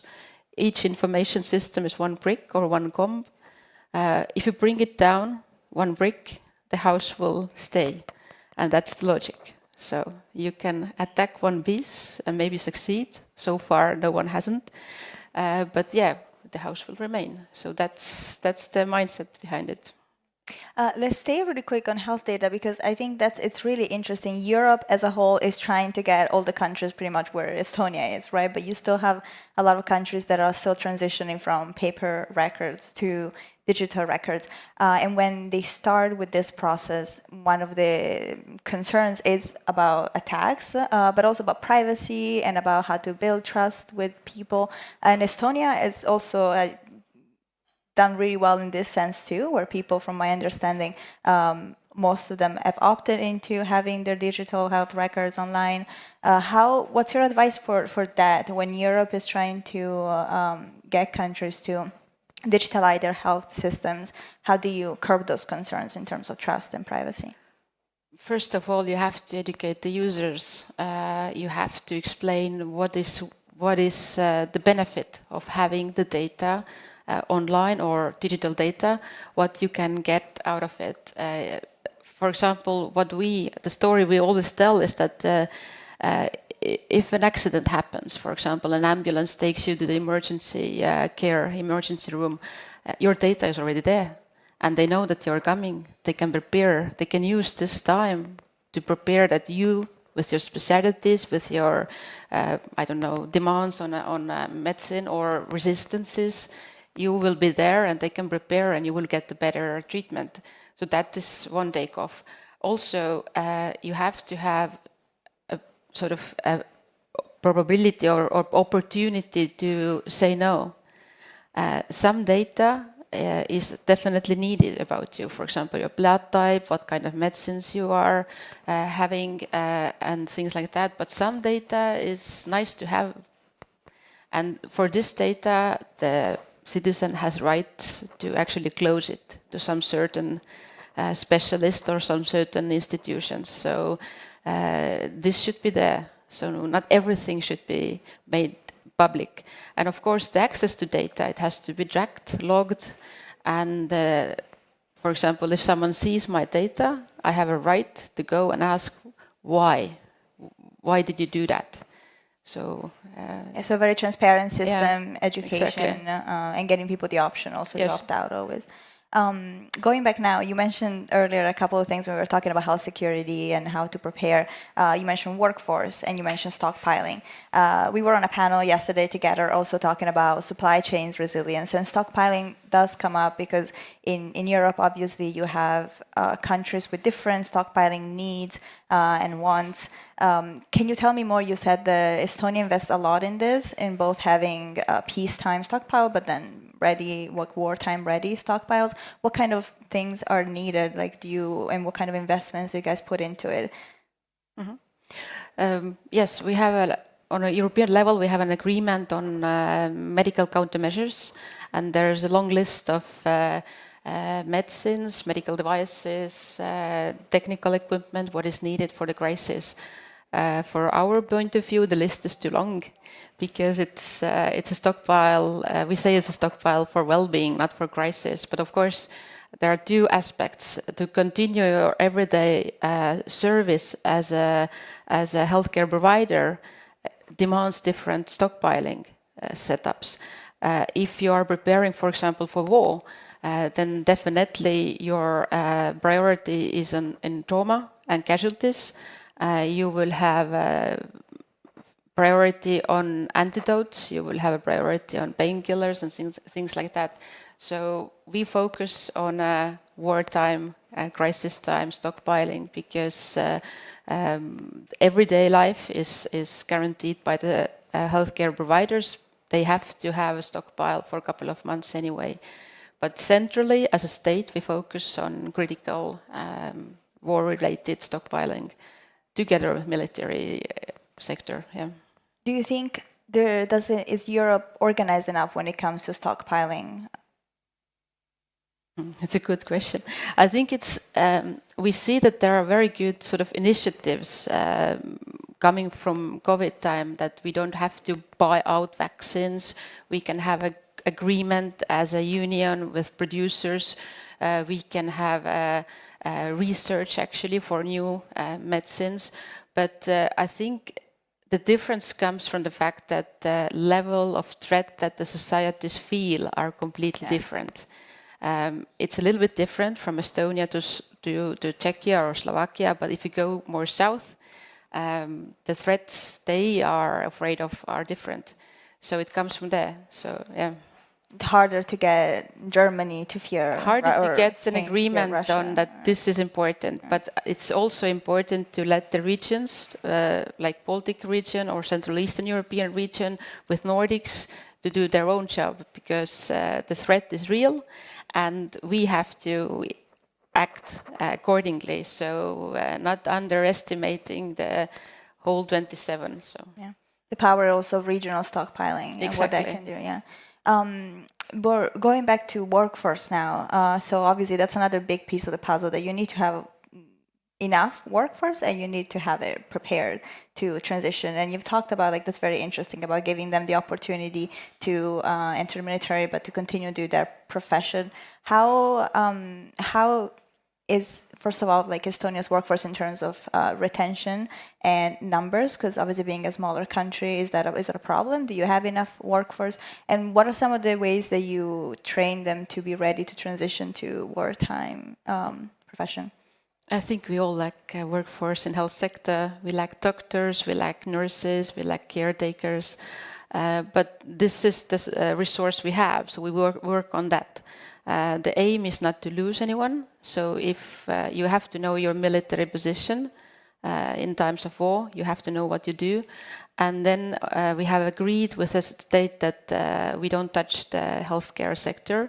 The most important task is to keep the hospitals running, keep the emergency care running, and keep the physicians, like primary care, running.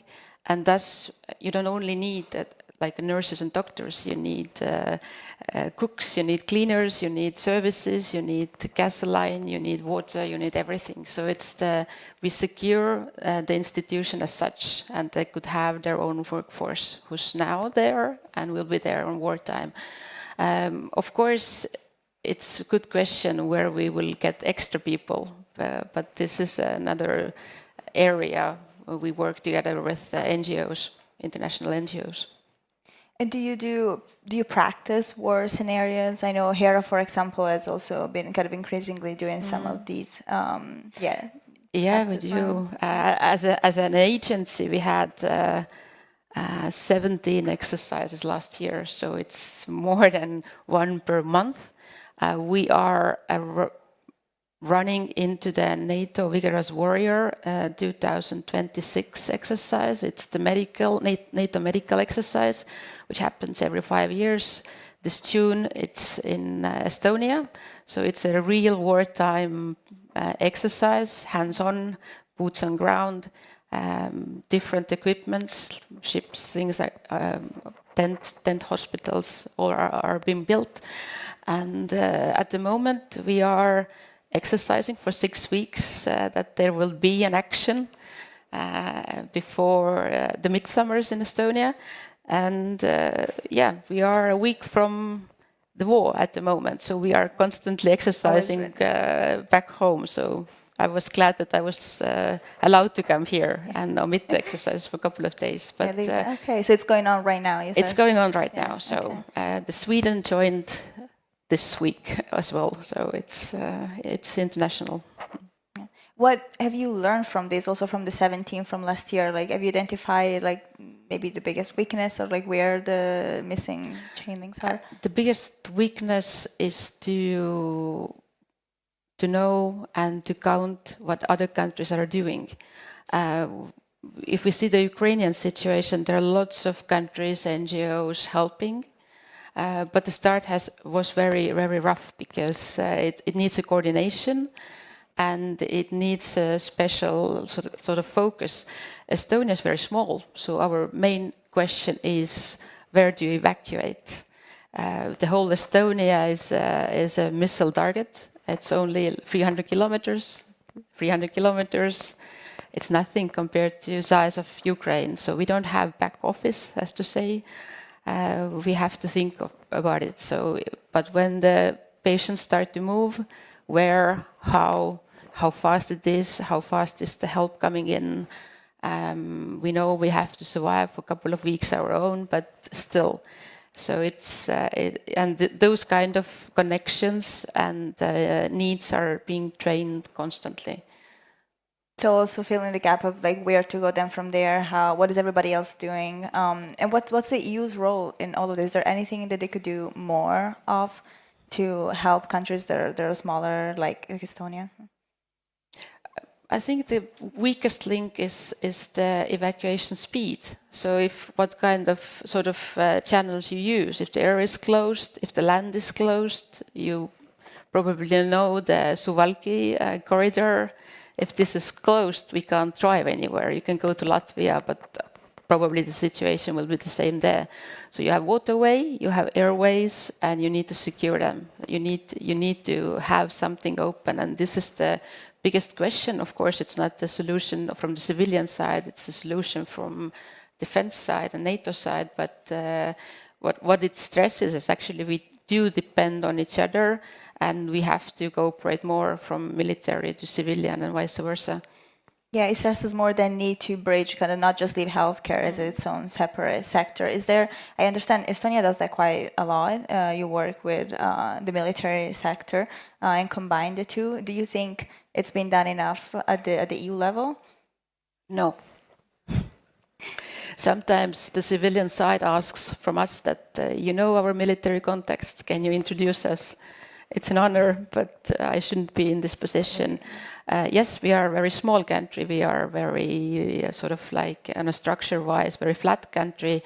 We know the positions, medical positions, surgeons general.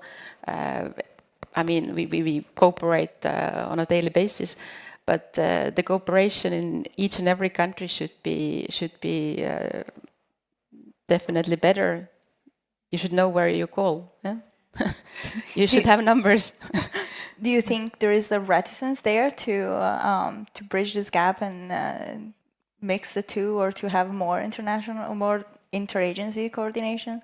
There is quite a good coordination on EU level with DG Hera, Sante cooperating with COMETS on a NATO side. We have meetings, so we talk about things and we talk about weaknesses, for example, like blood banks, things like that. So those are common weaknesses we have to address and face. And also we have to prepare for the military demands as well, military medical side. So this is very important. Also, I think there are threats that can't be dealt alone for a country, like CBRN, accidents. No country should be and won't be able to do it alone. And there are some certain casualties that no country can cure themselves. For example, burn victims. We have seen some incidents in Romania or countries that produced quite a lot of burn victims. You immediately have to distribute them into different hospitals in Europe, and those mechanisms that the Commission has, those are very efficient in there, that you can secure that you will have a fast transport, you have funds, and people can get treatment. Great. I think that was pretty much all the time that we had today. But thank you so much for the discussion. I think it's been very interesting. So thank you all also for watching here and online. We have now our lunch break. So get some lunch, have a short break, and we'll be back here at 2:30. Thanks so much. Thank you, Virgil.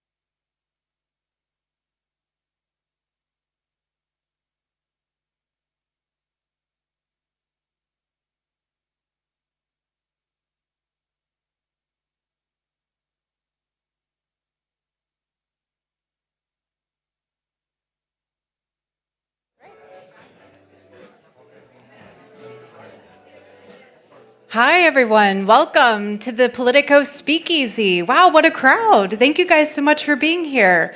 We have an incredible lineup this afternoon, so thank you all for taking your seats, giving us your full attention, because we're going to kick off our next conversation right now. My colleague Jan Chinsky is our senior policy editor, and he is going to introduce you to our very special next guest. So let's give them a big round of applause. Thank you.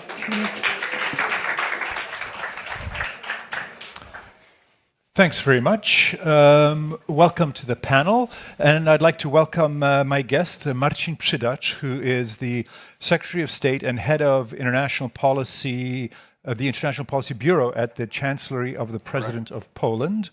And thanks very much for agreeing to appear. Hello, good afternoon. Yeah. Jan, good afternoon too. Great timing. Yeah. Poland's top of the news.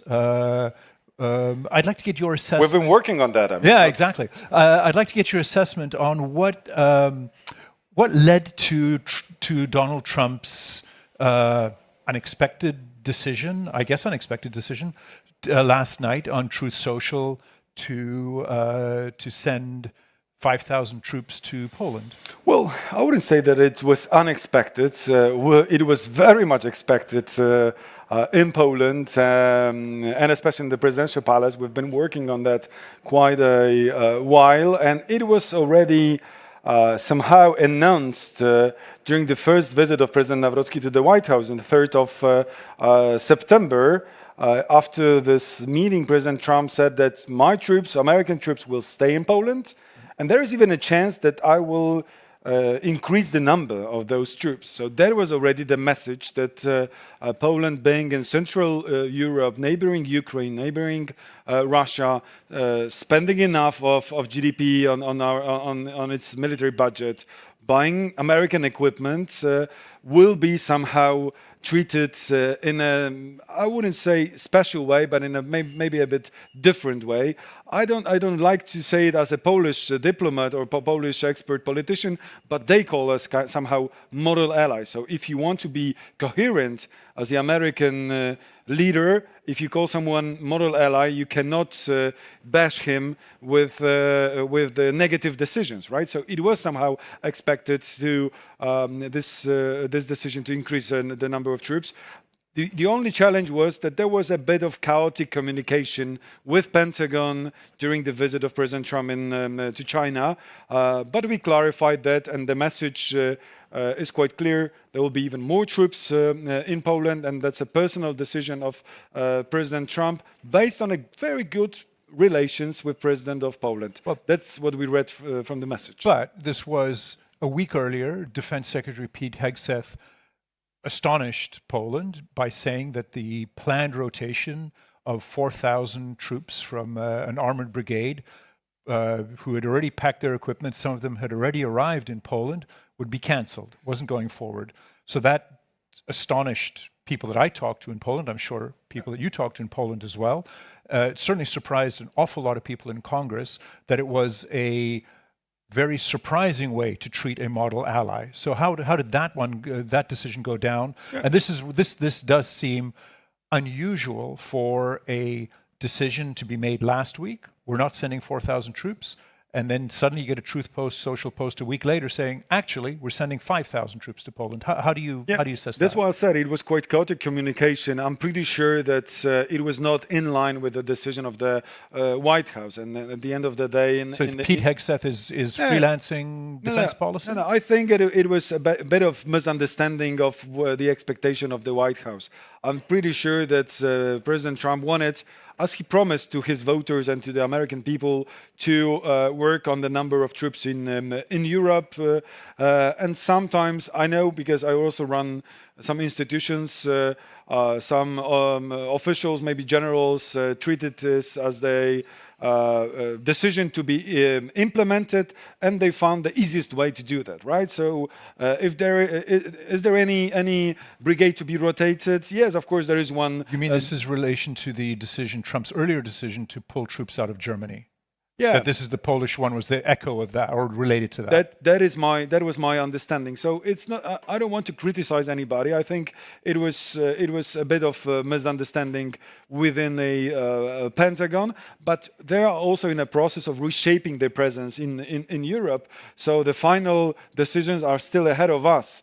With regard to the number of troops, American troops in Europe, the anchor we see is the decision of the President of the United States. That for sure there won't be less but more troops, U.S. Army in Poland, and this is the foundation as for now. Now we are starting our work with the goal to convince our American friends to change the status of those troops. So no longer rotational, but permanent. Yeah, I do remember, I worked for President Duda, I do remember 2016 when there was a decision of rotational presence, and we are very happy with this because finally we crossed that line, somehow unwritten line about Central or Eastern Europe. So we were very happy with this, but it was a decade ago. No war in Ukraine and nor Russian build-up, and all what happens afterwards.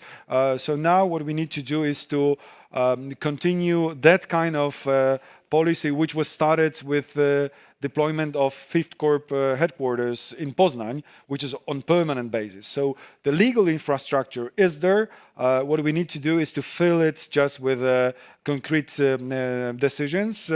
Having said that, the fact that one brigade was stopped for a week or 2 or 3 does not change that much if the future will be better for the entire region, because we perceived that these troops are important not only for Poland, of course they are, but for the entire region, and I would even say for the entire continent, because it is the eastern flank which is now securing the stability of the entire European continent vis-à-vis the challenges coming from the threats coming from the east. I was wondering if you could pull the curtain back a little bit on what you think prompted Trump's announcement yesterday.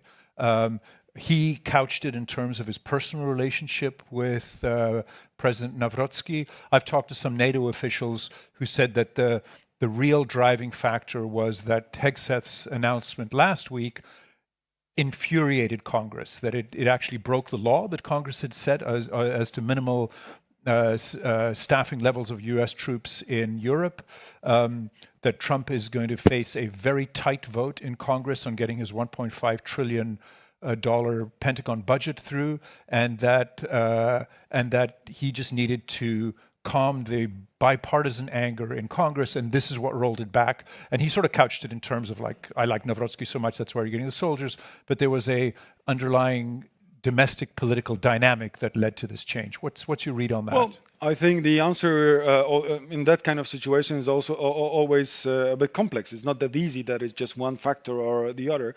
I'm pretty sure that he likes President Nawrocki. I mean, I've been there. He endorsed him last year for the election. I've been many times during the meetings of those two gentlemen, and I see the positive chemistry. I mean, the positive feeling. So I'm pretty sure that it played quite an important role, right? The second thing, he likes Poland. He likes Poland because Poland delivered whatever we promised as an ally.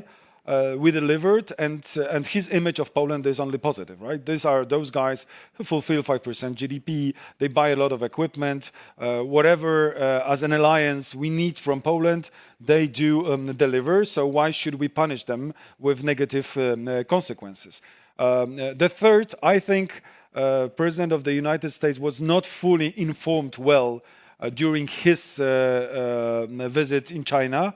About what's going on, about the communication of Pentagon. So after he came back, I think he just wanted to clarify and clean all this, what happened, right? So, and that's why he decided to do it with a straight message, tweeting or posting in his social media. I'm not an expert in the domestic politics of the United States, but of course, every politician, and especially in a year of midterm elections, has to look into the atmosphere on a hill, right? Yeah, of course, that's a constant in our foreign policies that we do make an outreach to the congressmen, right? To both the Senate and to the House, and to build a strong group of influential congressmen, which are constantly sending messages which are important for the American interest, but in line somehow with what we would love to see. So for sure, I mean, in both democratic cycles, but especially in the Republican, we do have a lot of friends, and we've made a use of those good contacts. And you have to be aware that it was not very difficult to convince them, because many of them understood what's going on, right? That something is wrong with this first message of Pentagon. But again, it's not about accusing anybody, because we also talked to Pentagon. We talked to Pete Hegseth, but mostly to Elbridge Colby, who is the somehow spiritus movens of that attitude. It was a Polish government delegation which met with Colby a couple of days ago, right? I'm referring to the National Security Advisor phone conversation with Elbridge Colby the other day, I think 2 or 3 days ago. And I think the two deputy defense ministers also. It was yesterday, I think, yeah. But I haven't read the readout of the two gentlemen meeting him, but I know what was during the phone call, and there was already a positive message from Elbridge Colby. So it seemed that the White House already reacted somehow, sending the decision to Pentagon, to the Department of War, which was communicated then later on by President Trump. Is there? This is sort of an unusual approach in NATO, which the whole idea of NATO is that you try to divorce defense policy from personal views. It's institutional, it's guaranteed, there's mechanics that function. And so what you've now shifted to, it appears, is that part of this deployment is based on the president's political and personal preferences. Is that a dangerous situation for Poland? Politics change, politicians change, and that you now have a deployment which is not institutional but is personal. And how is that less secure? To be honest, I do not agree with you. I think it's always part of that approach and the part of other. So of course there is a strategy. There are some documents. There are generals, experts working on that. But at the end, there must be a political decision. And the political decision makers in the US system is the President of the United States. And that was exactly the same with President Obama in 2016. Do you think that the first decision of NATO summit and the deployment through the instrument of enhanced forward presence of American troops would be without the consent of President Obama or with his consent? He decided, right? Of course, he is provided with all the analysis, but at the end of the day, it's the American president who decides. So there is always very important to have a personal touch with the president of the US. And that was the continuous approach of Polish foreign service. In 2016, Obama, President Duda, and his relation. Then the first Trump, the number of US troops was upgraded again, also because of this personal contact. And then Biden paid the visit to Poland during his tenure twice. Despite the different political origins, right? Duda was rather conservative, Biden was Democrat, but they worked together, and we were capable to convince President Biden to send, at that time also, 5,000 troops just before the war, right? So of course geopolitics is important, strategy and the analysis of Pentagon and the State Department. But at the end of this process, there is always, like in a pyramid, the guy who says yes or no. Now, how do you see this whole dynamic with Trump and the U.S. troops playing out in Polish politics? You took a bit of a poke at Prime Minister Tusk in your radio interview this morning, that he wasn't doing an active job of trying to entice the Americans to shift some of the troops from Germany. I think you said his beloved Germany about Tusk. There is a view lot of Germany. positive feelings So towards how Germany. how does that in play Polish out? government the current days? So it's not a. Do you blame that initial decision of Hegseth on Tusk? No, if you read carefully what I said this morning, I said that that kind of comments made by Prime Minister Tusk and some of other officials from the government, from the liberal side, does not help. That was my message. You know why? Because 2 weeks before this announcement of Hegseth, I've got a lot of messages from Pentagon, from that kind of cycles, which are not very happy with the increasing numbers of troops. And they've been using this argument, showing to their bosses, you see, I mean, why you want more troops in Poland if there are such a negative attitude of that or that or that attitude. So there's this also. So the government wasn't pro-American enough. It's not about. You know, it's not about being pro-American. It's about a bit of respect and not using maybe the wording which is not helpful, especially in the moment where the sensitive decisions being made. You've mentioned 5,000 troops from Germany and the decision of being redeployed, right? Withdrawn from Germany. The spark for that, as we all know, was a public statement of the policy in Iran. Yeah. So it's not up to me to comment on that whether he was good, he was right or not, but that was the result of that. So being living in a country just next door to Ukraine, Belarus, and Russia, we need to be very vigilant, very careful, and if we want to send a proper message, even express criticism, we need to do it in a very smart way. Let me put it that way. Otherwise, some adversaries, I don't want to call enemies because we don't have probably enemies in the US administration, but people with a different attitude may use that kind of bad wording as an argument to fight our concepts. So that was my argument. And my message toward our government is, if you don't help, just shut your mouth and just don't say anything, because it does not help. As for now, we'll let the diplomacy be capable to work closely with those who are in favor of our position, and try not to offend our allies. Because so step carefully, basically. You know, in politics, you say many things. I mean, if you want to offend, okay. But if you're a prime minister, foreign minister, president, you need to be quite careful and control your language. If you do not control your language, that means that you're not very capable to be at this position. Great, thank you. These American troops are in Poland to deter Russia. That's the core goal. How would you assess Poland's defense readiness to face off Russia? Poland is on track to have the largest military in Europe.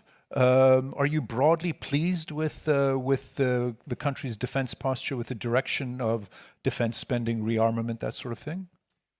Well, first of all, as for now, we see that Russia is very much, let me put it in a diplomatic way, preoccupied with what's going on in eastern Ukraine. They attacked Ukraine with a little success, although they promised to the entire world that they'll be super successful. It's not visible as for now, just opposite. It's Ukraine which is now attacking targets inside Russia. So as for now, within the next weeks, I don't see the direct danger of a Russian incursion through the hard security measures. But of course, there is a lot below the threshold of Article 5. And we've seen that already, the hybrid operation on the Polish-Belarusian border, with this fake migration crisis, right? We have the drones coming drones, over the Baltic balloon, countries as well. Drones to Poland, even last days, balloons to Latvia and Lithuania, and we need to stand together, stay together with our Baltic allies and friends, and to solidify with, because they are small and not always capable to react properly. That's why we do have alliance, because stronger we are together. So as for now, I don't see imminent threat, within days or weeks that we'll be attacked.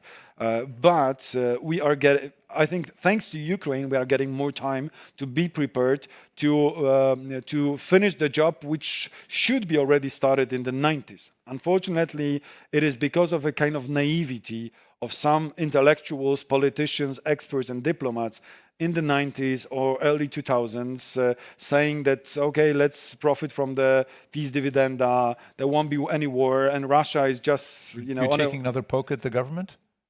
It's not about poking my government. I could even poke other governments closer, or neighboring governments to Poland, building, critical infrastructure together with Russia, feeding them with money for gas and oil. That was a really bad idea, to be honest. That's Business, our approach. not politics. With Russia, we are strongly opposing this notion of business as usual. With Putin's Russia, you cannot have business as usual, because they are a threat to the European security. And we were not prepared for that kind of interaction with Russia. So as for now, Ukraine paying huge price, doing its utmost to regain its sovereignty, full sovereignty on the territory, but they are giving also us the time to build up, to finance our military budget. But we need to see the solidarity among the European allies. It cannot be that Poland, Baltic states, Romania, or Finland, so eastern flank countries, pay only the price and spending the military budget at the level of 5% of GDP. There shouldn't be free rides. Come on, it's not only on us, this threat. We would love to maybe also in Poland spend this money on something else, right? Education, healthcare. We do have a lot of possible places where we could invest. But we decided to invest in our army in order to defend ourselves, but also the entire continent, the entire community, Euro-Atlantic community. So my message towards other partners, it's really time to pay up, to speed up. If there was any plan to do this Zeitenwende, now is the time to do it. And the message is not only towards the western neighbor of Poland, but also to our southern partners. They need to, and that would create much better atmosphere in our transatlantic relations, I'm pretty sure. Fantastic. Thank you very much for agreeing to this conversation. Thank you. Thank you. After a very short break, I'll be back with General Aurelio Colagrande, who is the Deputy Supreme Allied Commander Transformation of NATO. So don't go anywhere. We'll be right back.